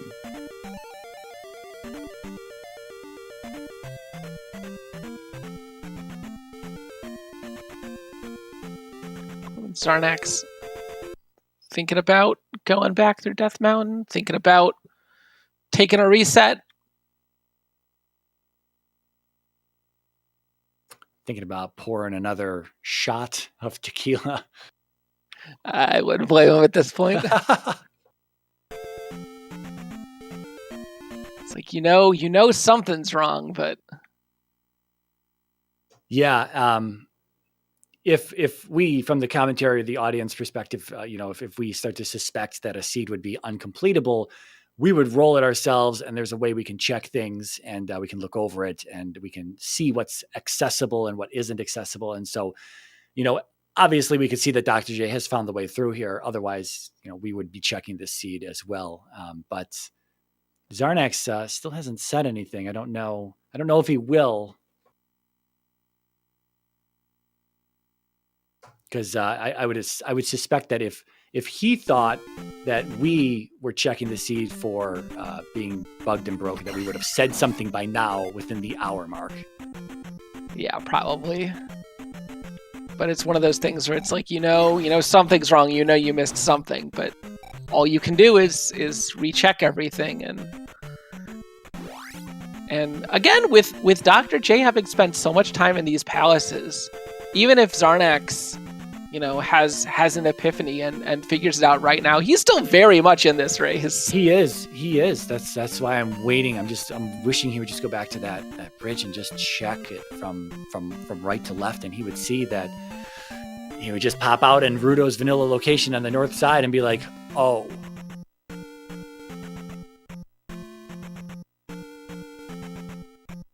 And here's our grass tile. Oh. And that was where our medicine was. Nice and warm and toasty, sitting in the grass in the open air. And hopefully Dr. J decides to go back and turn that in and picks up his fairy spell. That'll break the seed open. Brian in chat, asking if this is something Zarnax missed checking. There's a I don't know a word for it. It's not complicated, but it's a very sneaky a bridge tile from the vanilla Western continent that actually it's a two-screener. It's a two-screen encounter, but there's actually two separate bridge tiles, physical bridge tiles on the map. And Zarnax has not walked through this bridge tile to see that the other physical connection is actually in the north side of the continent. He just keeps walking out of it and passing by it.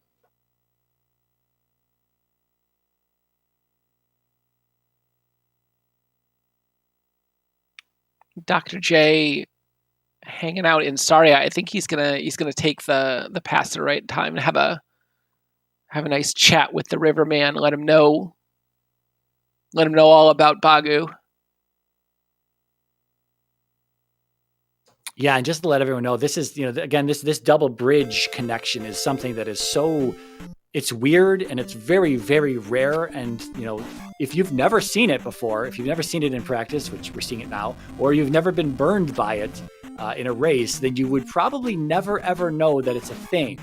I don't know if Dr. J actually knows if it's a thing or if he just kind of just crossed the bridge tile thinking that he needed to walk across it.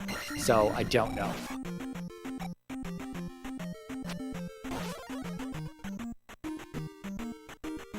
Because it's funny, Zarnax does have that knowledge of when it comes to vanilla shuffled maps that you can just step onto a lot of the tiles and step out of them, and then you can just walk through them. And so having that knowledge is kind of, that's now a detriment to him, because if he didn't have that knowledge, he might just walk that tile.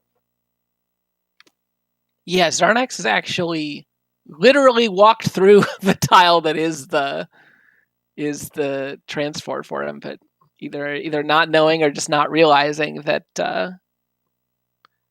if you walk through it instead of walking in and out, it is in fact a pass through.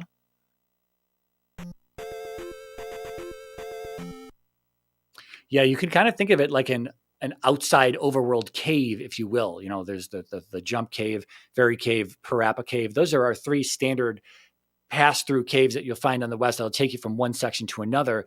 And so this bridge acts in the same exact way, but there are other multiple bridge encounters on the west that go nowhere. So it's easy to think that this is just one of those that goes nowhere. Oh, and Dr. J has found his way to Maze Island. The last pass-through cave all the way up in the northeast leads to Maze Island. He still has that one key. I don't think he's picked up any other keys since then. He hasn't burned that one as far as I know. And he's probably hoping to find an easy horse head. Oh, nope. Key blocked on both sides. That key is like gold. Yeah, well, he's got access to a couple item locations here, though. Maybe we'll find a magical key here on Maze Island. It's funny, though. Yeah, Zarnax saw Karok. So we know Karok is accessible without any key doors in the way. So I don't know. Look at this wild bridge. It's sort of connecting across a whole bunch of land to another bridge going perpendicular. And Dr. J sees the connection back to the east, but he is that shouldn't be a surprise to him since he's seen that it is Vanilla East. But he's determined to look for these two items on Maze Island, and I don't blame him. Every location could be the magical key, and that would be really all he needs to start making serious dent in these palaces. I mean, he knows the layouts, at least a decent amount of the layout of most of them. Drossi also pointing out in chat that he does have the medicine, and knowing you've got the medicine, go find Mito, see what spell that is. Yeah, just hasn't checked it, but deciding that Maze Island is where it's at, and he's so close to a level too that although at this point he is pretty much necessarily gonna end the seat on 888. Yeah, I was just about to point that out. 65 minutes in, we're like 767. No palace is completed. So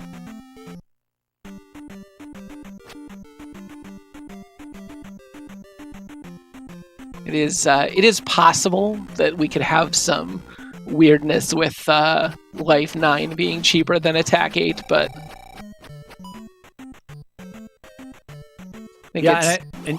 sorry. I was just saying, I think it's fairly likely we're going to see 888. Yeah. And Zarnax is still technically not out of this. Overall, I mean, when it comes down to runners, I would say that Zarnax, being the speedrunner that he is, he's well more versed in combat. If you ever see a Guma kill by Zarnax, it is sometimes the most impressive thing you'll ever watch. I don't know anyone who kills Guma like Zarnax, although if we do get the chance to see it, now I've done the commentator curse. But anyway, his Guma kills are incredibly impressive with how fast he can kill Guma. So if he just finds this path and opens it up, I think Dr. J could still have placed 2 gems at some point, and Zarnax might still be in this as far as he is behind in terms of knowledge and just exploration. Yeah, well, that's going to be the big question is how long did it take Zarnax to find this bridge? Will he find this bridge? I have confidence that he'll find it eventually, but he's taking his time. I wouldn't be surprised with all these pauses in Death Mountain if he is drawing a map. That sounds Yes. like something that I would be doing right now. I was wondering the same thing.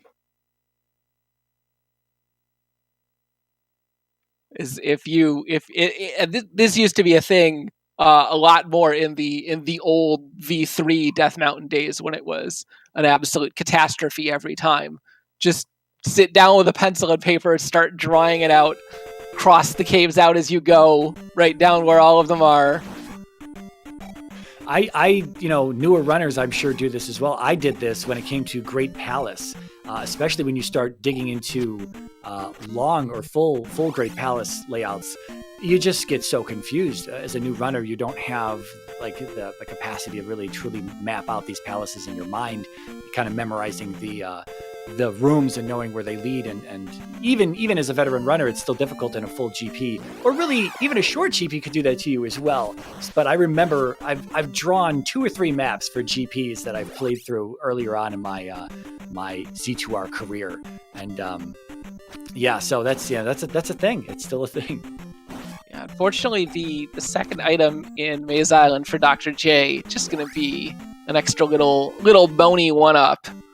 Yeah, it's interesting. The more overworld tiles that we find and that they aren't the magic key, this is keeping Zarnax in this race as long as he just finds the bridge and takes it. Yeah, because as soon as Dr. J finds that magical key, he's going to be off to the races, clearing out these palaces. And I don't know what he has left to find, though. I think he's found every overworld location at this point, perhaps. He doesn't have Trophy Cave marked. Is the only overworld location he has not found. But it is looking very. I think the only place Trophy Cave can be is all the way in the center west. That little one spot that normally is Jump Cave. I don't think either runner went. Obviously, Zarnax hasn't been over there, but I don't think Dr. J has been down to where that cave is. Okay, yeah. Normally, they can see that from their side where they start. I wonder, I missed it myself. It's something that I miss even when I play. I completely forget when you can see Jump Cave from the other side, or the vanilla location of Jump Cave from the other side, to note what it is, to know if you need to walk that far or not, because it's kind of a hike. Slimu being blamed for talking Zarnax into this. I think Zarnax knows the glory of facts right now. He talked himself into it. But Dr. J here in Darunia gonna pick up his spell. We know he has the child already from the water tile, so we'll get to see what it is. But we know it won't be fairy, which is, I'm sure, what Dr. J is hoping it is right now.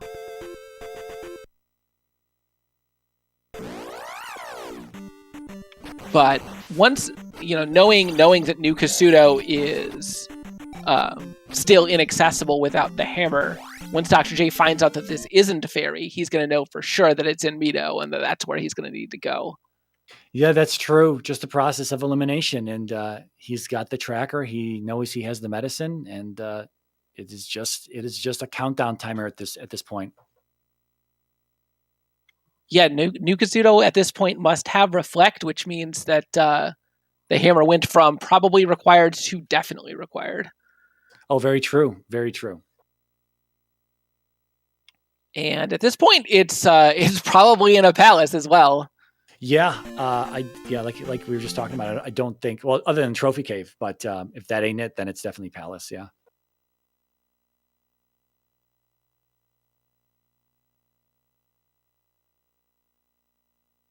It'd be great if Zarnax had graph paper and he was just drawing a map like that. Yeah, that's the graph paper is a level of precision I've never gone down to. I've had some maps that just sort of freehand sketches of relative positions of things and where caves are and marking stuff off. But Dr. J taking a walk back. We'll see if he decides to walk across the water down to the raft to go back to the west, or I don't know if there's... I think he's checked everything in the east at this point, so... I'm just picturing if Dr. J wins this, at the end of it all, Zarnax will provide a very detailed map of Death Mountain and everything he's drawn out for us to all see. Yeah, with all of these pauses, I have to imagine that's what Zarnax is doing right now. And maybe see if we can get him to post it. But yeah, Dr. J backtracking through the west. He's gonna recheck this town, but it is not Mito.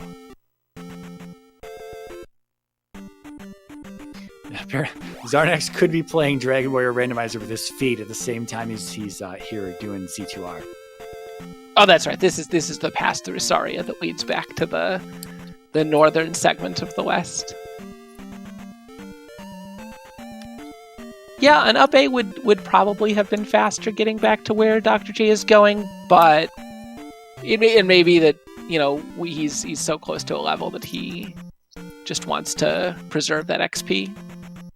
Yeah, Dr. J does play like that. He likes to preserve XP, and he likes to preserve 1-ups. If there are 1-ups in the drop pool, he loves to hang on to them, and I've watched Dr. J walk out of palaces backwards instead of up and A-ing to erase the amount of additional lives he would have. He walks out of the palace, and he keeps those extra lives. And sometimes it comes in handy, and other times it's a huge waste of time. But that's Dr. J's style. Yeah, there are definitely scenarios where something like that could be useful. See if Dr. J works his way down to Vanilla Jump Cave. No, he's not gonna head down there, but this is gonna take him over to Mito, so even though he's missing that one check location, he is gonna find his way here. Yeah, and the reason I say that Zarnax is still in this because he's just Zarnax is more of like, when it comes to combat, he's more of a power player. You see, when Dr. J moves through somewhere, he's killing like every single enemy along the way. He stops and stabs them, stops and stabs them. And again, just another Dr. J style thing that he does. But when if Zarnax is just... I don't think Zarnax is going to check that bridge anytime soon, mapping out Cartographer Zarnax, mapping out Death Mountain here. So... I don't know. At some point, that timer, he's going to be too far out of it, even if he does find that bridge. Yeah, especially because Dr. J has put all of the puzzle pieces together, correctly determined that this is going to be where his fairy spell is, and I'd be shocked if he didn't head straight to the nearest palace and start clearing these out. Actually, I think the nearest palace is Palace 4, so... Oh, yes, sorry, yeah. Would Palace 4 would not be a great dip right now? There's always the possibility that Palace 4 is holding our hammer. Would be the trolliest possibility we could possibly have. Yeah, that's entirely possible. That's happened to me multiple times where P4 has held the item that is locking Reflect away from me, and it's something to keep in the back of your mind. You hate to think about it, be like, I don't want to go into this palace because I know I can't. You're going to have to double dip it, but it's a thing as well. Maybe we see the double bridge connector on the west. It'll be interesting to see if we see the progression item for Reflect here in P4 as well. Yeah, and I'm fairly certain Dr. J knows where the item is near. I think he found the item room in a previous trip, so if he remembers where that is, he's going left here. So I think he remembers where the item cave is, and he's just gonna go in and grab this. And if this is the hammer, it's actually going to be a pretty substantial time save just in cutting down the number of pass-throughs he's got to take on the west here.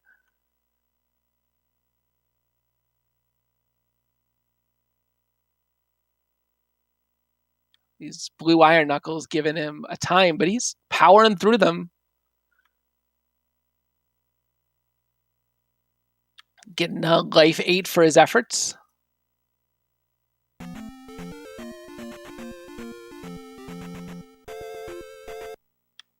And yeah, it looks like we may have missed it, but he did use his one key at some point, because when he ferried through that door, it did not open.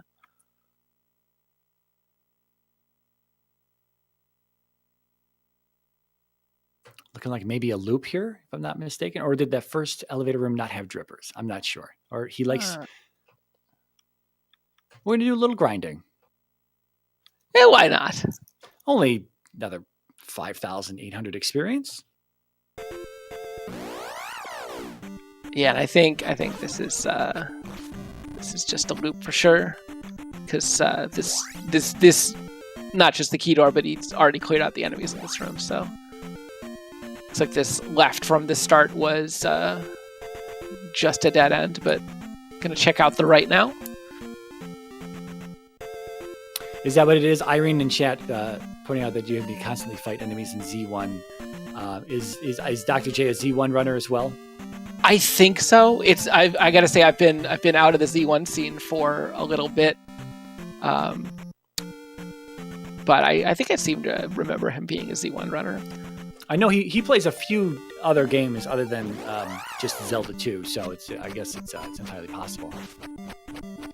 Yeah, we'll see if I'll check real quick and see if he's signed up for the Z1 Randomizer tournament, which is starting next week. Oh, hey Z1R players, way to schedule your tournament at the same time as Z2R. See how it is. Yeah, I all of a sudden had to start practicing some Z1 because I had not played it in at least a year, and I'm like, oh no, I'm all of a sudden very bad. Oh, I think I knew this. Big Slammy was talking about. There's a Dragon Warrior Randomizer tournament, Z1R tournament, and Z2R tournament, all happening at the same time.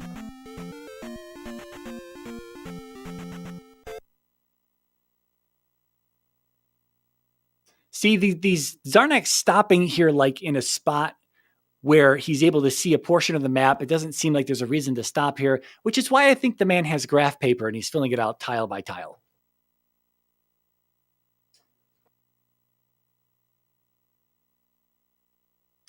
Yeah, I mean, might as well.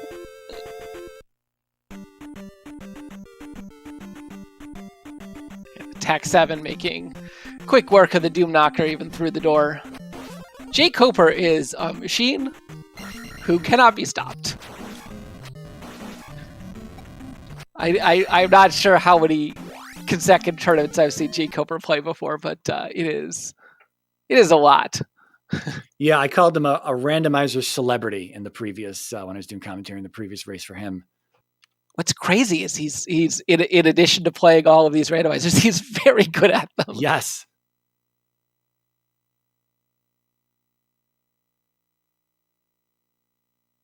I think Zardak or jkoper could very easily be in 5 random tournaments at once and be, not out of the running to win all of them. Yeah.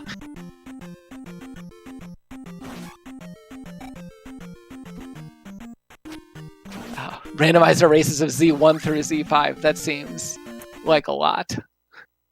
Yeah, I'm not part of any other randomizer community or anything like that at this point, but I've played enough Z2R. I think I've got enough under my belt that I could probably start learning another randomizer if I chose to do that and still be able to come back to Z2R and be competent enough. Yeah, I think it doesn't change too much. I think if you learned the combat, you would do just fine at Z1. Not that I want to abandon the Z2R community by any means, because this is home right here. Oh yeah, Max Rando Thunderdome. Max Rando is definitely my favorite part of the Z2 randomizer season, even though can be a bit chaotic. Yeah, I was going to say that I now feel the same way. I am fairly new to all of this. I've only been here as a runner a little less than a year at this point, about 10 months or so. I've been an audience member a little bit longer than that for Z2R. But, starting out as a new runner, the full 6-gem standard seeds they're still tough as a new runner. But then as you get used to that and that becomes the norm, and you're like, all right, well, this is cool. And then you know what Max Rando is about. You know it's difficult, but once you get in there, oh my God. When we play the standard season, AlanHeffley is in chat now. He was just in the previous race as well. AlanHeffley is in chat. He rolls 2 seeds of the week for us every single week. One of them is usually pretty standard, and now we've got the Max Rando season going on, so the other one is Max Rando-ish. And the standard seeds, when I play the standard seeds of the seed of the week, it's just like, I'm bored. I'm bored with these seeds. I know I got to do 6 palaces. I know I got to find a bunch of crap. I just want to play Max Rando and get in there and just get thrown a bunch of random spells, random items, random progression that I need to go through and try to finish that seed as fast as I can. And I don't know, the full 6 gemmers these days, it's kind of a snooze fest. I'm doing terrible on them. I just put in my time yesterday. You're going to see it on the spreadsheet come Sunday morning. It's horrible. Yeah, Max Rando is, I like to think of it as a great holiday treat, right? You come in for, a month or two, you play your Swiss rounds, you hope you can make a good showing at the bracket, and then it's over and you're like, okay, let's get back to normal, because it's certainly fun, but man, the chaos, I think it's fun in the doses that it's available. Oh, it's so addicting. So addicting. I don't know what it's going to be like going back to standard season. I was not in the standard 2021 tournament during the summer. I skipped out on that one. But this next one coming up, I will be part of. But I don't know. I might not play all that well based on the way that I'm playing these standard 6 gemmers the past few weeks here in the Seeds of the Week. I'm doing terrible, and I might just get eliminated right away. So I don't know. When you have a full clear seed and kind of combing over the entire continent to find all the stuff, when that's rewarded, it's kind of anyone's game. It's the opposite of that is also true, I guess, in Max Rando, because it still can be anyone's game because things are wildly different. It's 2 different ends of the same spectrum when it comes to this, but Max Rando could also deal you with some hot garbage starts with low heart containers, and that is definitely going to kick the less experienced runners. Is going to just kick them and just knock them down and kick them when they're down repeatedly. And so the standard 6 gem clear seeds, the standard seeds, those are easier for everyone to jump into and play and be competitive in. So again, as good as someone might perform in the Max Rando tournament, they might not do all that well. They might be bored in the standard tournament. Who knows? I don't know. Yeah, it's definitely a different feeling. Dr. J finds the item here in Palace 1, but unfortunately, just another magic container. Definitely getting ever so closer to the full Joshy D here. I can never remember what's full Joshy D and what's full Dig Shake. There's some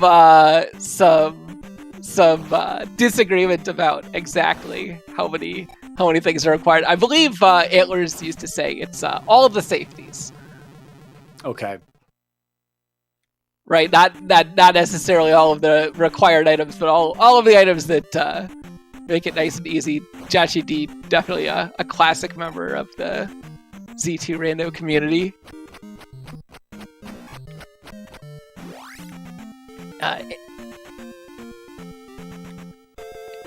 There's definitely some older members who may or may not make a return at some point, and some that make a return and maybe are regretting it right now. The thing is, I see, again, I think I talked about this very early on in this seed, just freaking 60 plus minutes ago, is that Zarnax did get burned by a bad Death Mountain back in the standard summer tournament just last year. And so I almost just wonder if that's, he thinks he exhausted all the overworld tiles, I imagine, seeing as he's not checking that bridge tile. And so here he is back in this Death Mountain thinking this horrible Death Mountain has the answer. And unfortunately, it doesn't. Yeah, the longer he spends here, to some extent, I'm sure his map is getting very, very decorative at this point. But I hope it's in color. Yeah, the longer that he spends here, I think the less likely it's becoming that he's going to think, oh man, maybe I should go back and just quintuple check all of the different tiles.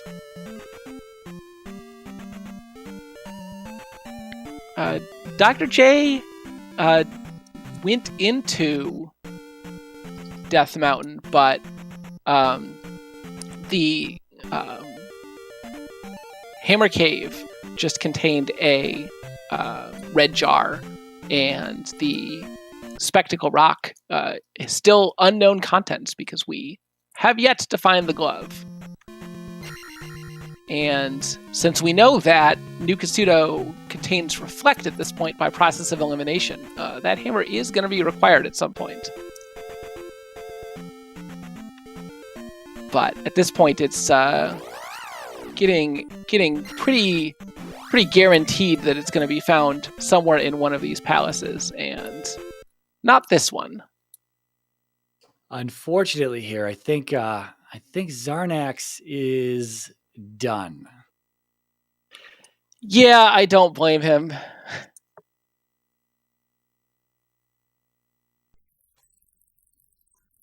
It's this can be very frustrating. You just can't figure out where it is, and you're sitting there waiting for your opponent to finish, and at a certain point you're like, well, I can get some sleep. Yeah. They were slated to go on at 11 o'clock, so they did go on a little bit earlier than that. And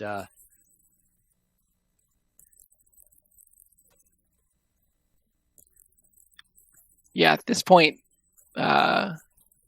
it's still going to be some length of time. This Palace 1 has been pretty resistant to being cleared. To answer jkoper in chat, where there's the bridge is actually one of the sides is actually in its vanilla location, and the other location spits you out where vanilla Rudo would be. Yeah, to answer a question from chat, Dr. J does have to finish the seed to get the win, even if Zarnax forfeits. If he also is unwilling or unable to complete the seed, then it will be a double loss, which is a thing that has happened before. Yes, it has. But coming up here at the 1 hour, 29 minute run, Dr. J has planted the first gem of the seed. And boy, does not look excited about it. Yeah, that's a hell of a time to place the first gem. But he's got what he needs. He's got the fairy spell. He knows, okay, I just have to clear these palaces. Yeah, jkoper, the bridge is of the two tile bridges on the west. One of them is programmed as just sort of 2 screens, and one of them is actually 2 separate tiles. It's a weird implementation quirk. Oh, you're saying the bridge in Maze Island. Yeah, the bridge in Maze Island is dumb. Well, the bridge in Maze Island, I can explain it. It's not on screen anymore, but the spot that you step on for Maze Island's bridge is sitting next to 2 other just normal bridge tiles. So it puts 3 of them in this weird connection. It looks like this sideways T. Zarnax in chat. Oh boy. This is a rough one. Zarnax, there's a bridge connector that you found on the outside of the back of Death Mountain. And that bridge tile, you kept stepping out of it and walking through it instead of going into it and walking through it. I don't know how to pull anyone in. Oh, hello. Here's Zarnax. Hello.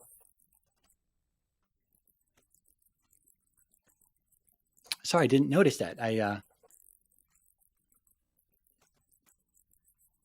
Can you hear us, Zarnax? It's like Zarnax is having some technical difficulties.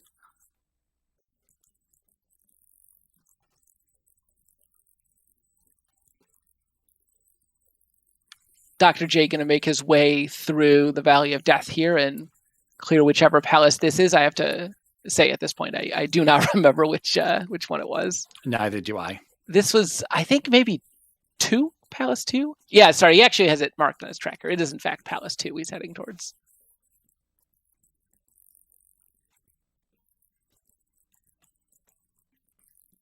Could be the 2 for Zarnax. Oh, he can't hear us, so never mind. Well, he can hear us through stream though, so it might be all the way at the bottom of the Discord there. Next are you muted on the mic and the headset there to the right of your little circle avatar name at the bottom of the channel list?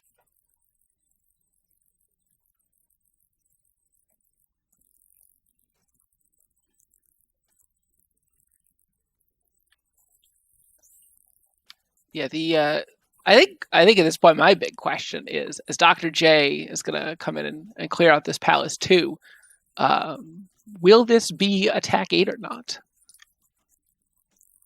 The real questions, not what we're concerned about. Yeah, at 8,030, that's low enough that it's probably attack 8. I know Dr. J likes to walk out of palaces to preserve his experience, but I can't imagine he would walk out with, 8,000 experience looking to get the extra 1,000 for attack 8 if that does turn out to be life 9. I think you underestimate the good doctor. Yeah, I mean, it's certainly a possibility at this point. What's nice though is I think the boss rooms are going to exit to outside, so it's not going to be more palace. You won't have to actually turn around and walk all the way out. Yeah, but this walking back out through this Valley of Death would be This is true. Some time.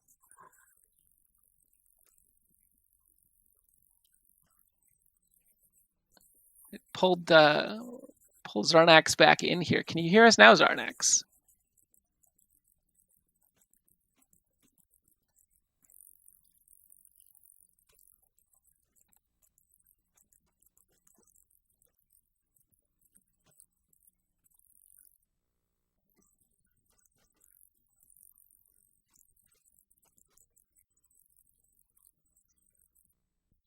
Doing a little refill on magic here for Dr. J. Might as well at this point. Walking into the P3, 93 minutes into or P2, sorry, P2, second palace here. 93 minutes into the seed. I don't remember. I don't remember the layouts of many of these palaces at this point, but I have to assume Dr. J still remembers at least a decent amount of his earlier exploration in these palaces, so that should give him a leg up on finding his way through to the boss. And frankly, at this point, also the item, I'd be somewhat surprised if he doesn't go for the full clear, given how long it took to walk here.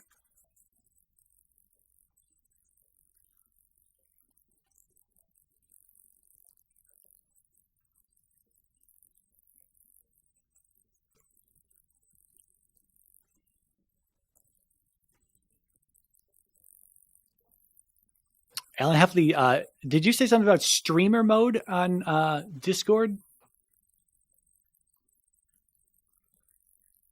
That was potentially breaking it with having OBS open?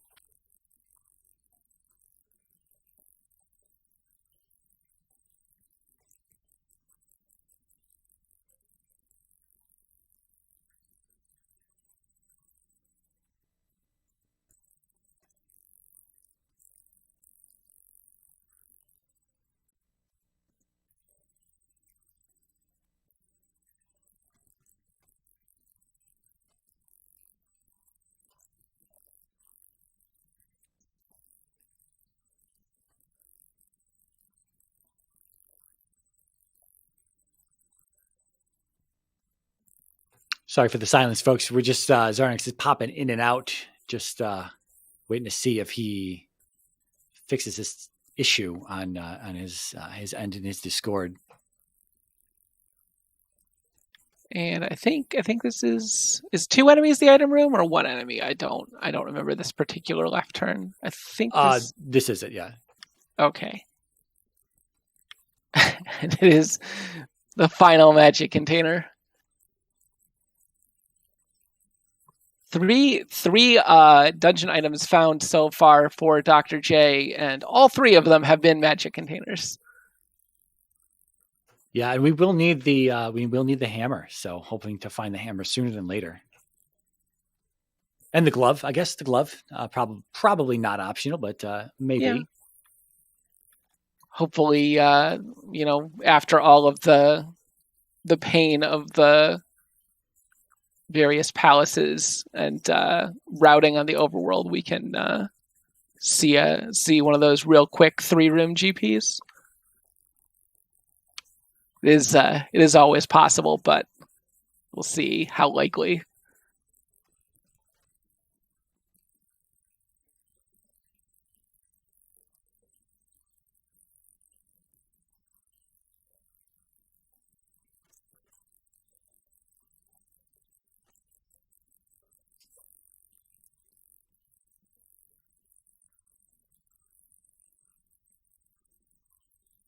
Yeah, I'm not familiar with the ZSR setup here. I don't know if there's any. I don't think there are any additional permissions or anything that need to be set for people walking in here. As long as they have access, I think they should be able to speak. So I don't know. Soulblade is, I think, trying to talk to Zarnax now in the general voice channel, see if they can work something figured out. Yeah, not sure. The Discord setup can be unusual sometimes, but also sometimes Discord can just be Discord. Zarnax, quick question though. You hear this a little delayed in the stream. Is that if you go into the options of Discord, you can actually test your own mic, and you can listen to you can listen to that if your mic is working. You can be able to hear it back. And I don't know if you've checked that test or not. Yeah, this Palace 2, you were talking earlier about how some of your Palace 2s recently have been really, really long and twisty and obnoxious. And this one is definitely living up to your expectations of it. Yeah, I've been haunted by P2s before. P2s, P4s, I mean, it doesn't even matter. 1 and 3, no problem. 2, 4, 5, and 6, usually just, well, there it is. Well, it's over. Yeah, I mean, we were running out of possibilities here. Let's see, how many hits does it take for Helmet Head? The answer is 2.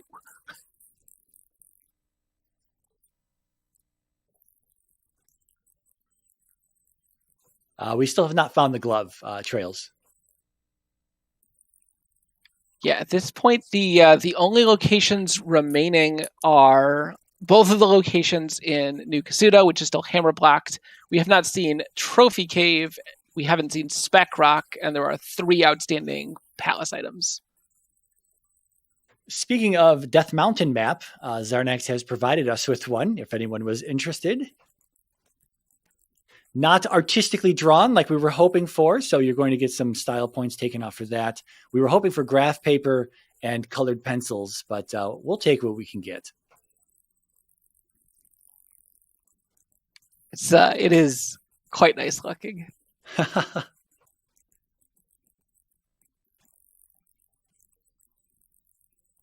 It always looks so simple when you're looking at it from the top down overhead, view of everything. But when you actually get down in it and you have a very limited scope of view and don't necessarily know where the caves are going to go, it can be quite a bit more difficult to navigate.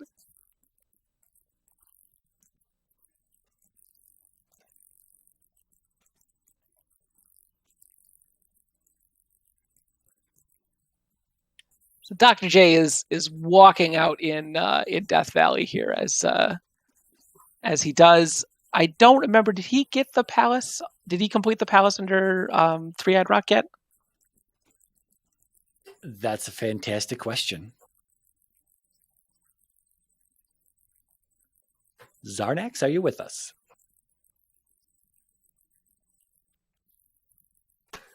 It appears for some reason he cannot talk in this channel, but he could talk in other channels. Weird. Maybe it's something the bot's doing with permissions. Yeah, I don't know what Star or anyone else does behind this. I mean, I have no idea how this setup works. Yeah, I'm just wildly speculating. But I think Dr. J did get the palace over on the lake. So he should be pretty quickly into this last remaining palace here out at Three-Eyed Rock.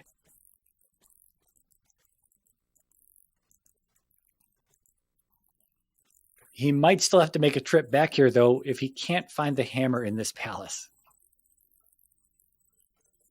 Yeah, that could be a little unfortunate. The number of pastors that are required to get anywhere in the West is certainly a pain. Yeah, Dr. J,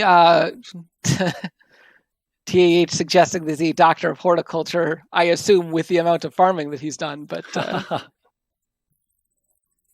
he has certainly made his way up to 888 on full bars. Oh, that's right. We know that this palace, he's already gotten the item from. Oh, that's right. This definitely does not contain the glove.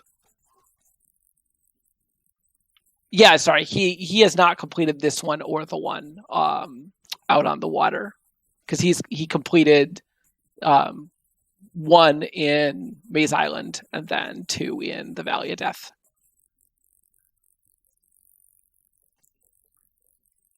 Dr. J deciding that 8 magic for fairy is not enough. Wants the key. I don't know how much it costs. I can't imagine it costs too much at Magic 8, though.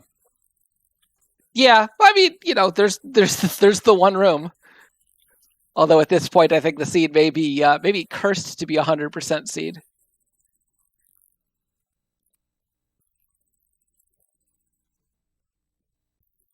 But given how many of the remaining spots are hammer blocked, it is very likely that we're going to need to dig out one of these palaces. Unfortunately, this is Palace 6, so this may be a bit of a longer one. We can hope for a quick barba here.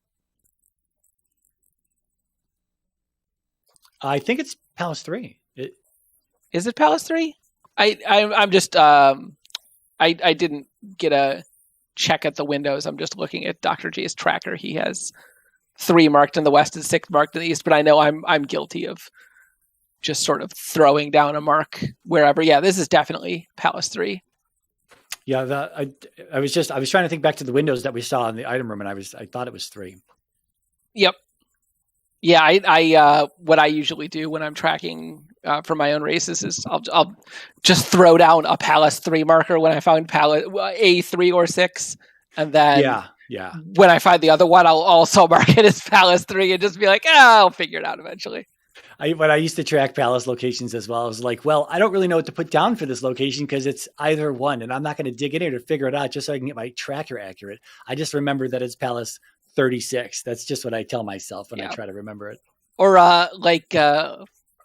Earthbound fans will know it's the 3rd strongest palace. I am unfortunately not an Earthbound fan. Oh, Earthbound is a fantastic game. There is a quick pickup Magic 9 here. There's a dungeon in which there are 5 mole bosses, and they all insist that they are the 3rd strongest mole. They have a trippy, fancy background that says they are number 3. It's very played up. Interesting. Here at Magic 9, the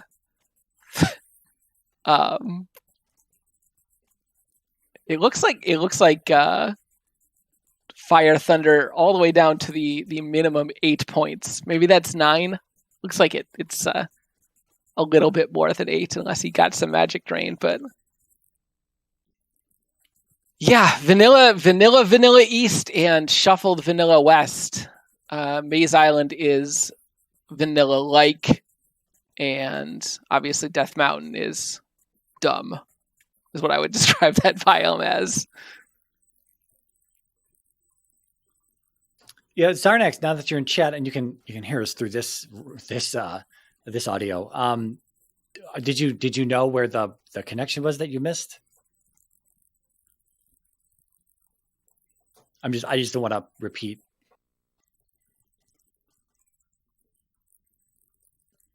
Because I'll start talking and you'll be like, yeah, I know. Quiet, Mariah. It's so much easier when you just look up the spoilers.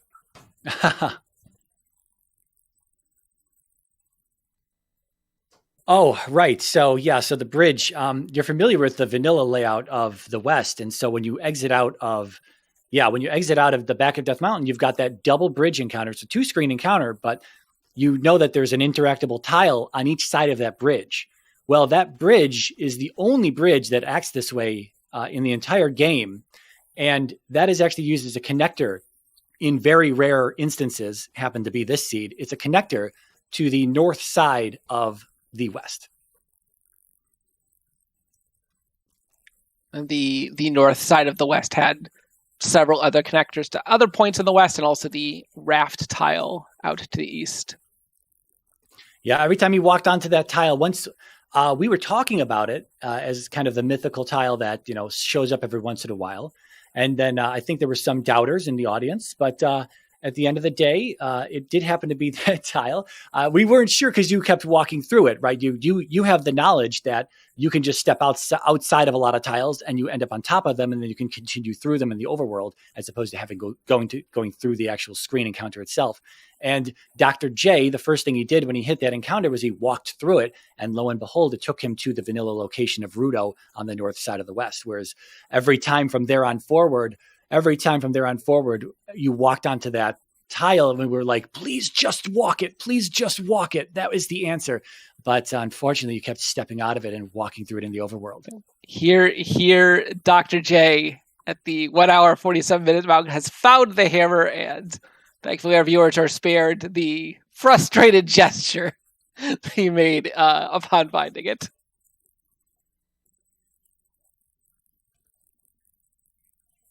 But that hammer is definitely going to speed up the remainder of this scene, freeing up the rest of the West and giving him access to the reflect spell so he can finish up Palace 4 as well. Yeah, Zarnak saying that he did walk across one bridge tile, and that is correct. That's when I first began talking about that bridge. In particular, is that there was a vanilla location where a bridge had been shuffled to, and you're right there by the forest tile that's kind of south of the Lost Woods. There's a river that runs and separates the Lost Woods from Saria, and there's two bridges there. One of them was randomized to be not a bridge. I believe that was either North Palace or GP or something like that. And the other one was still a bridge, which was just a standard bridge. It was just from one side of it to the other side of it. But unfortunately, the one bridge that rarely comes up and used as a connector for other sections of the West was, in fact, this time used as a connection for another section of the West.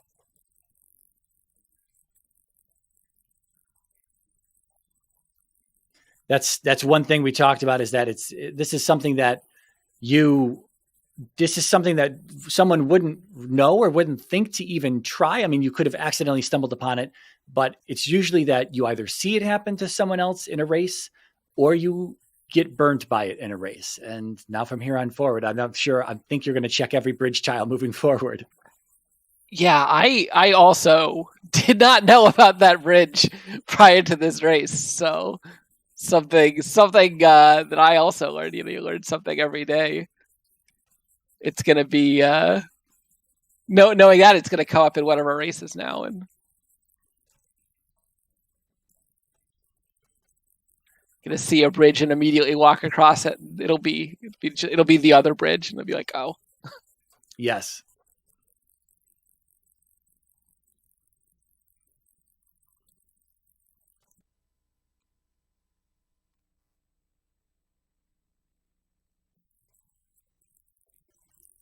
It's you're not the first person to be burned by this at all, Zarnax. Other people have been burned. We were talking about how, if you remember the last Max Rando tournament last year, that Top Life beat RCS on because of this same tile. And in addition to that, if jkoper is still in chat, he did have a kind of a hiccup in the last Max Rando tournament as well, where on the east, the Maze Island connector bridge can sometimes just be one tile, and it looks just like a regular bridge encounter. So you just skip it, thinking that it's nothing. And unfortunately, jkoper was burned by that in a previous Max Rando race as well. These are like little small things that these vanilla shuffled continents can really throw you for a loop. It's just difficult. Your brain is set to think where all the locations are, but when you see them shuffled, it just looks so foreign, and it can really mess you up. If you would have seen that bridge in its vanilla location on both sides I'm talking about, it would have just been like whatever. But now that you know that it can be that way, now you're going to think, I need to check these bridges. Dr. J, with his hammer in hand, is finally able to get Trophy Cave, and there's our glove for full confirmed go mode.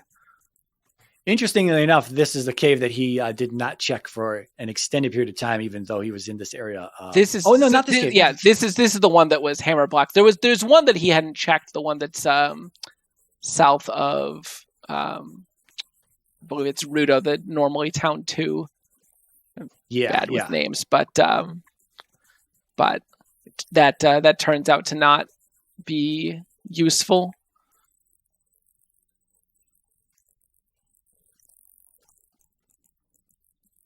But Dr. J gonna head into Death Mountain, it looks like, maybe.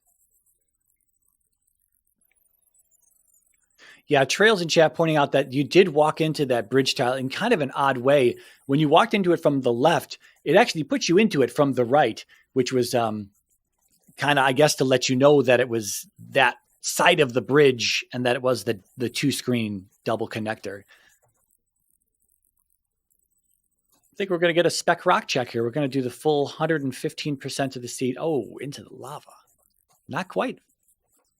Yeah, very thankfully only high teens cost, it looks like. Gonna get him out of that death. I don't think Spec Rock is too far in. Thankfully, I have a map that I can check that will definitely show me where it is.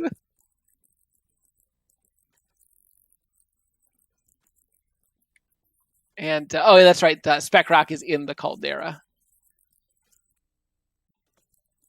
so shouldn't be a long trip over to it. Though at this point, I don't know what it can be. We've already gotten all of the spell items. It could be the magical key still. We haven't found that. But I think we found all of the potentially. Yeah, we haven't found cross. But we have all the life and magic containers. We found all of the progression items. But we're gonna find this real quick. It is the magical key, so that's going to speed things up. Dr. J, very happy to find that. Gives us a little bit of what looks like a fist pump as his camera kind of falls out of the frames kind of drop at that point. But no need to continue to pick up any keys along the way. Now Dr. J just needs to remember how to get to all of the remaining palaces, although with the hammer, some shortcuts that can be taken.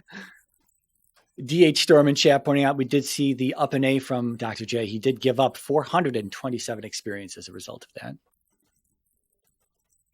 All right, so returning to Palace, the actual Palace 6 here. For realsies this time. Yeah. I don't know if he got much exploration in here. I don't remember.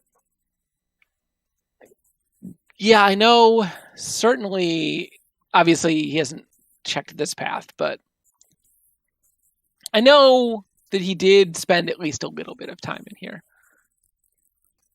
So we'll hope that Barba is kind and shows up quickly, but Palace 6... When like a Palace 2 or a Palace 4 is super long, you're sort of frustrated, like, you know, why is this bad? When Palace 6 is really long, you're like, yeah, it's Palace 6. Yeah, you pretty much expect it to be kind of a dig. You're hoping for that quick Barba, and it's entirely possible, but Palace 6, I think Palace 5 actually has a higher, technically speaking, it has a higher vanilla room count by like 1 or 2 rooms.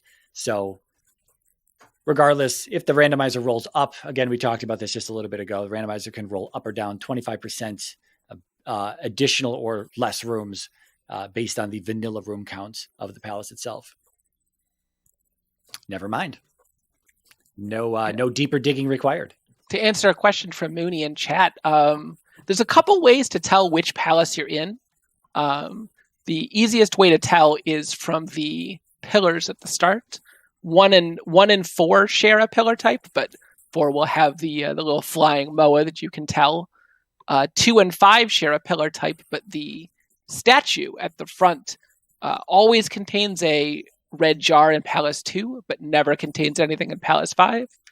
3 and 6 are the only ones where there is no way to tell immediately, but they do have different window textures. So once you're inside, Palace 6 looks like jail bars. It's just straight vertical bars, where Palace 3's window texture is a square looking set of bars, sort of a right angle hash. All 6 palaces have different windows, even though in vanilla 2 of the 6 palaces do not contain windows. They programmed window textures into the game and then did not use them. But obviously, with the randomizer of sticking rooms wherever it feels like sticking rooms, we can get to see those lovely textures that are in the vanilla ROM but not normally used. Yeah, that's pretty. It's always been an interesting fact that you say that it's just they made the window textures but didn't put them in there, and I just it's too late to ask the developers what the idea was behind that or why that was, but I don't know. I think it's nice we get to see them anyway. I think the different window textures are a North American release exclusive feature too. I think the FDS version, all of the windows are the same. Oh yeah, because all the palaces are like, aren't all the palaces? Don't all the palaces look the same in the FDS version? Yeah, I think it's. I don't remember exactly. It's been quite a while since I've seen a significant amount of FDS, but yeah, there's a number of unusual features. Most annoyingly, personally, I think the boss music is even shorter, and it drives me up a wall. Yeah, well, the elevators sound different. The text from when the text writes on screen from the NPCs, it sounds. I don't know what that sound is, but it's not a good sound. Yeah, but we do have the FDS release to thank for. That is the reason that you get to start from the beginning in Great Palace when you die, because Great Palace was on the other side of the disc from the rest of the palaces, and so it couldn't reset you easily. Interesting. That's why in the vanilla ROM, Great Palace resets you back to the beginning when you die, but all the other palaces send you back to North Palace. It's because they're on different sides of the disc on the FDS release, and it's sort of just a feature that's stuck for the cartridge-based release. And I thought the developers were being nice to the runners, the players, all this time. It's certainly appreciated. That would be horrible to have to learn this game, make it all the way through Death Valley back in the 80s and early 90s if you were still playing Zelda 2, only to get into Great Palace and get a few rooms in, and there's flying bird knights and firebirds, spicy chickens and whatnot, and you're going to die very quickly and then all the way back to North Palace. That would be absolutely horrendous.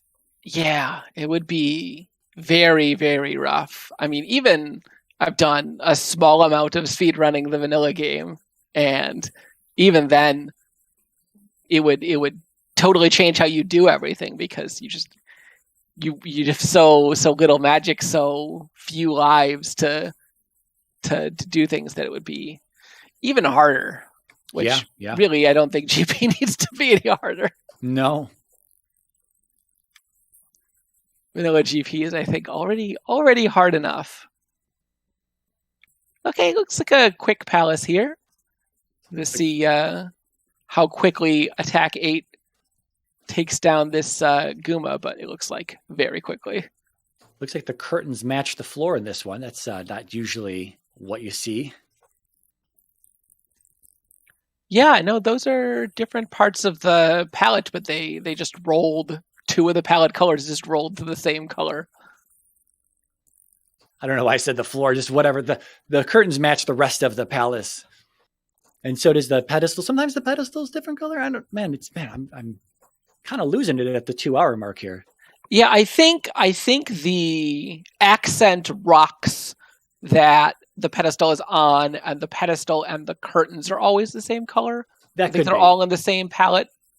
It's not something you really think about until you have to think about it, and then you're like, I don't know. I don't know why that is the way that it is.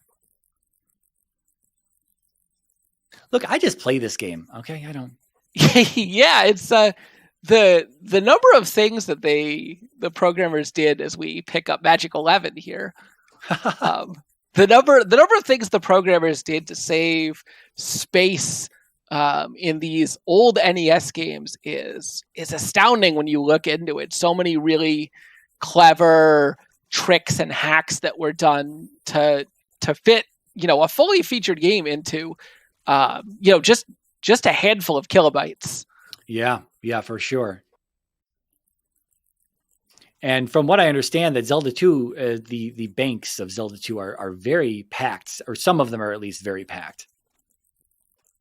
The randomizer, for instance, anyone who's familiar with the vanilla game, when you pick up an item with Link, he stands up and he raises it over his head, either with one arm or two arms.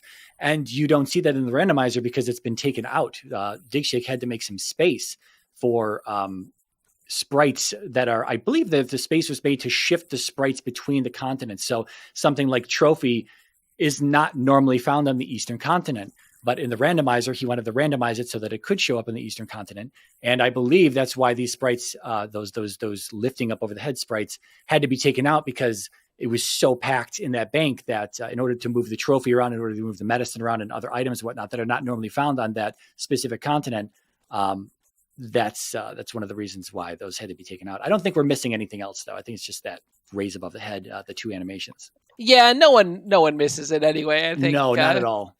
If the animation were still in the game, I think you'd see most of our runners using Fairy to skip that animation anyway. So yes. Dr. J continuing to plow his way around, knows that this is definitely Reflect. He's going to pick up this remaining item because, why not at this point? I think he did technically with that life spell get to use the beam pickup that is unique to this town. It's a thing that is only true of the items in this town and nowhere else in the game. That if there are small items like magic jars or pea bags, you can pick them up with sword beam, but only in this town, and I have no idea why.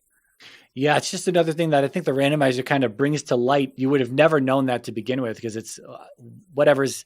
I don't remember what's in the basement of the spell tower, but in vanilla, but they're not items that you would normally pick up with a sword, with your sword at all. Something about shuffling the small items into these positions allows them to be beamed.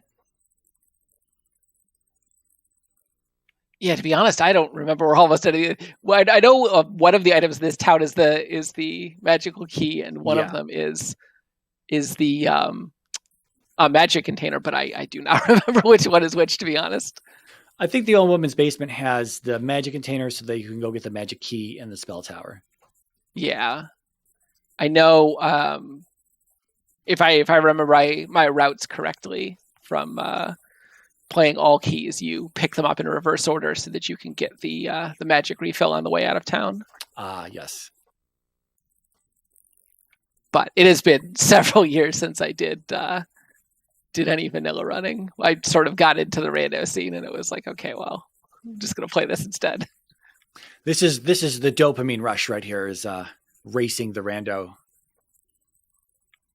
Yeah. Oh, especially the thing that sold me about Zelda 2's rando is we didn't get to see very much of it in this scene, but the terrain generation could be just absolutely wild sometimes.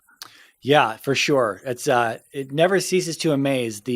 As many hundreds of seasons as you may play, you can very likely see something new every single week or every single month that you play this, as much as you've seen, and it always keeps things fresh and interesting.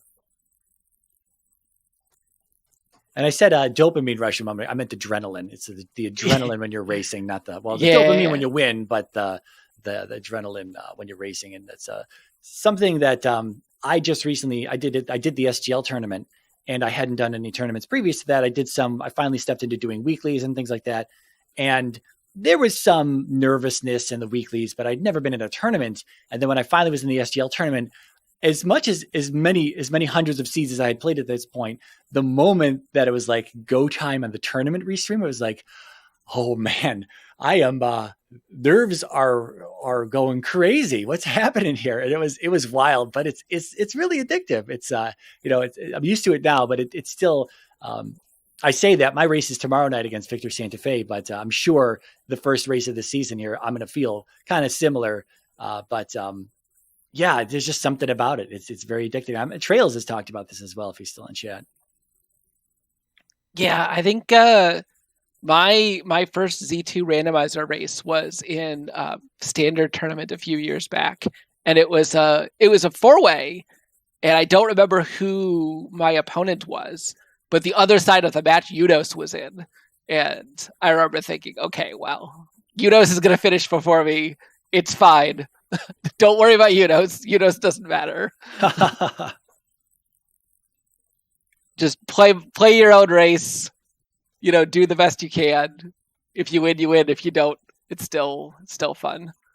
And that's absolutely true. Yesterday we saw Sinus, I believe, a completely new runner to Z2R. I don't know how familiar he is with Zelda 2 in general, but yesterday he did his first race, and even though, I don't know if it's much of a spoiler, the new guy did not win the race, but he came into chat afterwards and he talked about, he's like, I did better than I thought I was going to do for sure. And this was a hell of a lot of fun. And then Moo Mooney here, I don't know if he's still in chat, we had a double header race tonight, and the previous race, he was in there up against jkoper. I've completely lost my train of thought here, but I guess it was ultimately about being a new runner, and don't be focused on, if you're a new runner, don't be focused on trying to beat any sort of veterans and things like that. It would be great if you can, and you're probably not. And at the same point in time, at the end of it all, don't be discouraged, because when people have a lot of experience under their belt for this game, it definitely shows versus new runners. All right. And we have picked up Magic 15 or something like that. And at 2 hours and 8 minutes, we are heading into GP with every safety available. And here in Max Rando, Thunderbird may or may not be required. So every single room we go to could be Dark Link. And of course, an immediate Bird Night plus Bot Troll Fest. These are, with all this magic at Fairy at 22, I would just be casting Fairy in every room I could think that there might be something dangerous going on here. Yeah, and Dr. J not even attempting the jump again, just being like, nope. Flying over that. This is where having something like Fire Fairy is very useful. I hate it when it's nice when it happens, but I also don't like it when it happens, because it really does pull out any of the challenge of a particular palace and dungeon. When you've got Fire Fairy, you're just ferrying through everything, and you can just almost negate most dangers that you'll come across.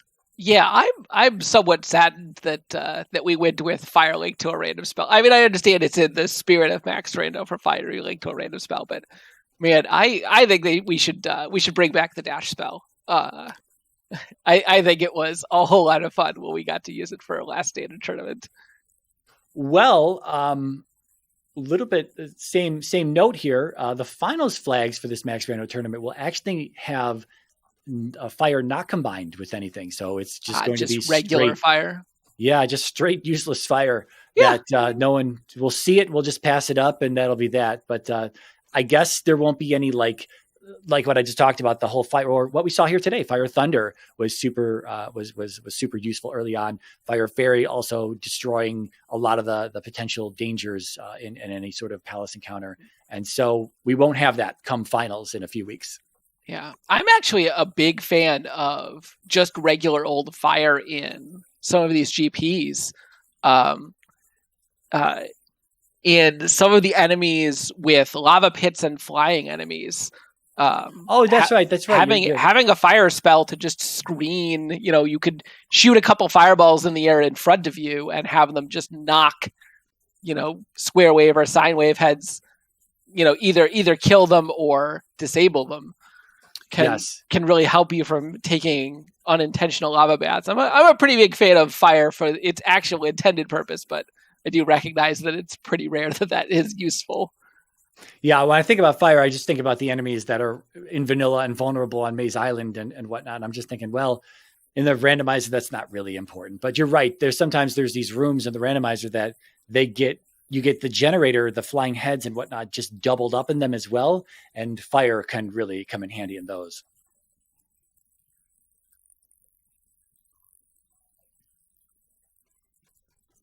Unfortunately, this GP producing quite a few forks early on.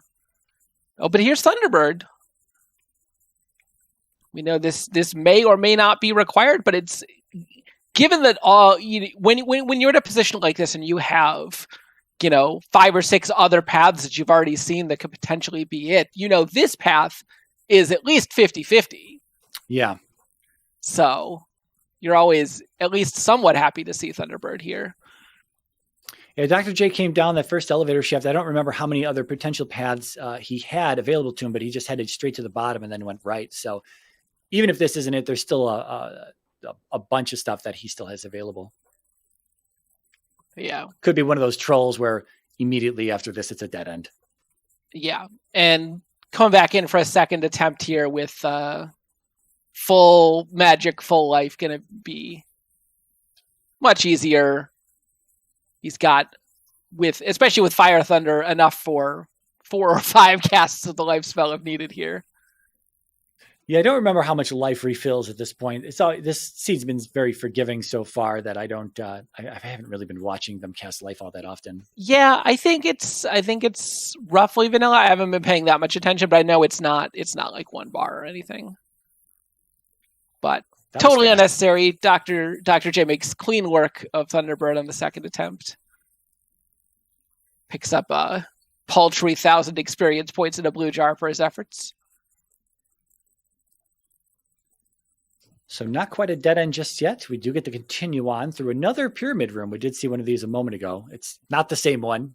You can't be behind Thunderbird because you can't enter into Thunderbird's room from the opposite side. But yep. Speaking of dead ends, the seed is not allowing easy access to the ending quite yet.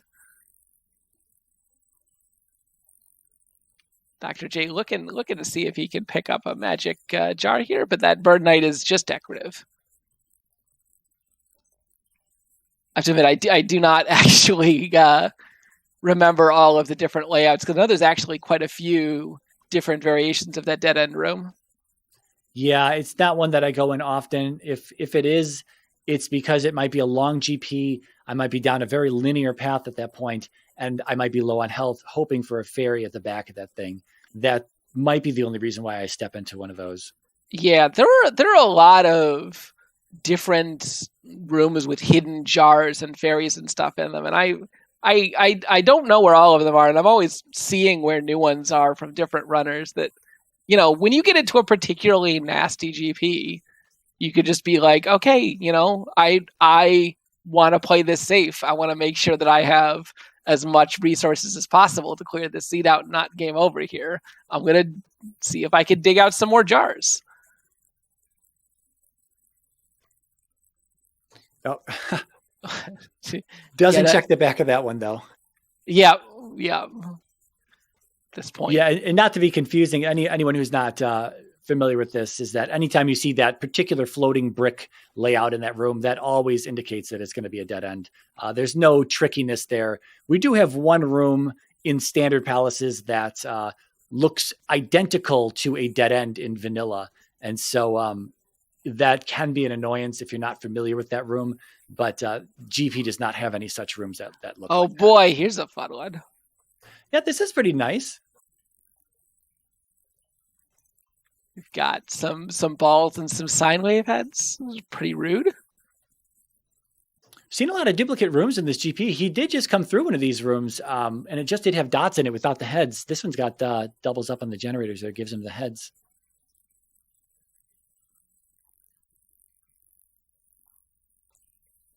Only 4 hits to kill spicy chickens. Yeah, that's pretty impressive. Attack 8 coming through for sure.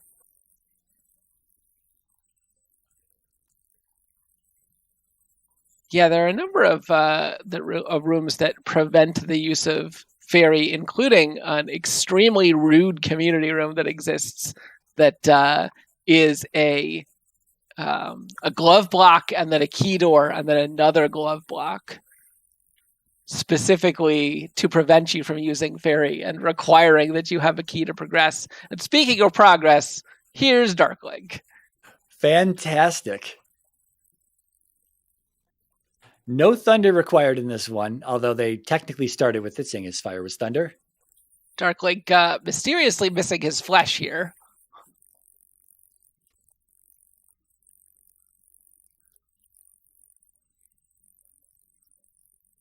The old stand in the corner and stab away at his bony knee is going to be very effective. Poor man corner strats. And that's not a dig on Dr. J. Most people use the poor man corner strat because it works very well. Yep, no need to get fancy. And so with an official race time of 2:16:51, Dr. J PhD has won this race. That's a sub 137 right there.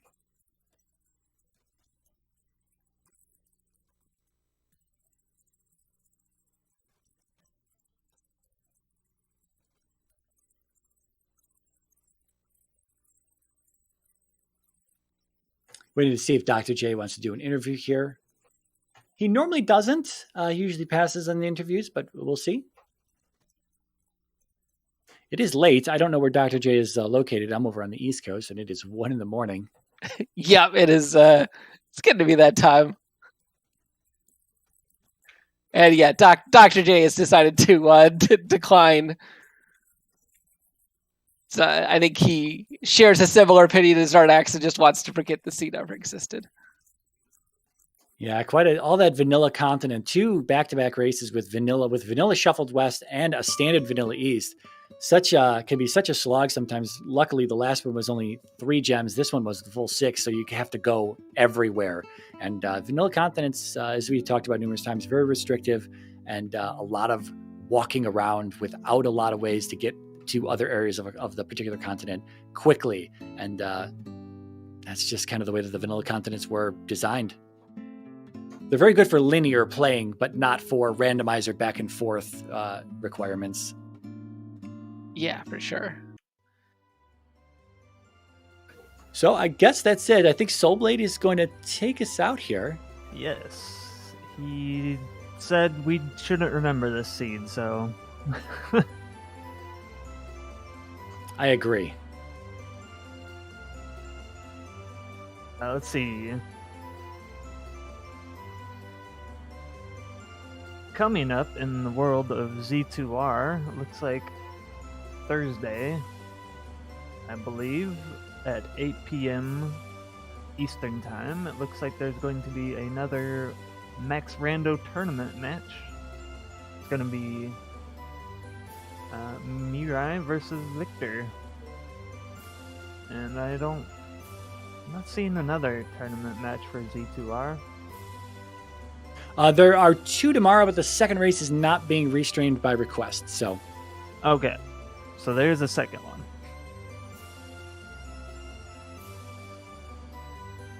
Yeah. Other than that, thank you for stopping by and watching this lovely seed that I rolled, and catch you tomorrow, hopefully, for some more tournament action. Have a good night.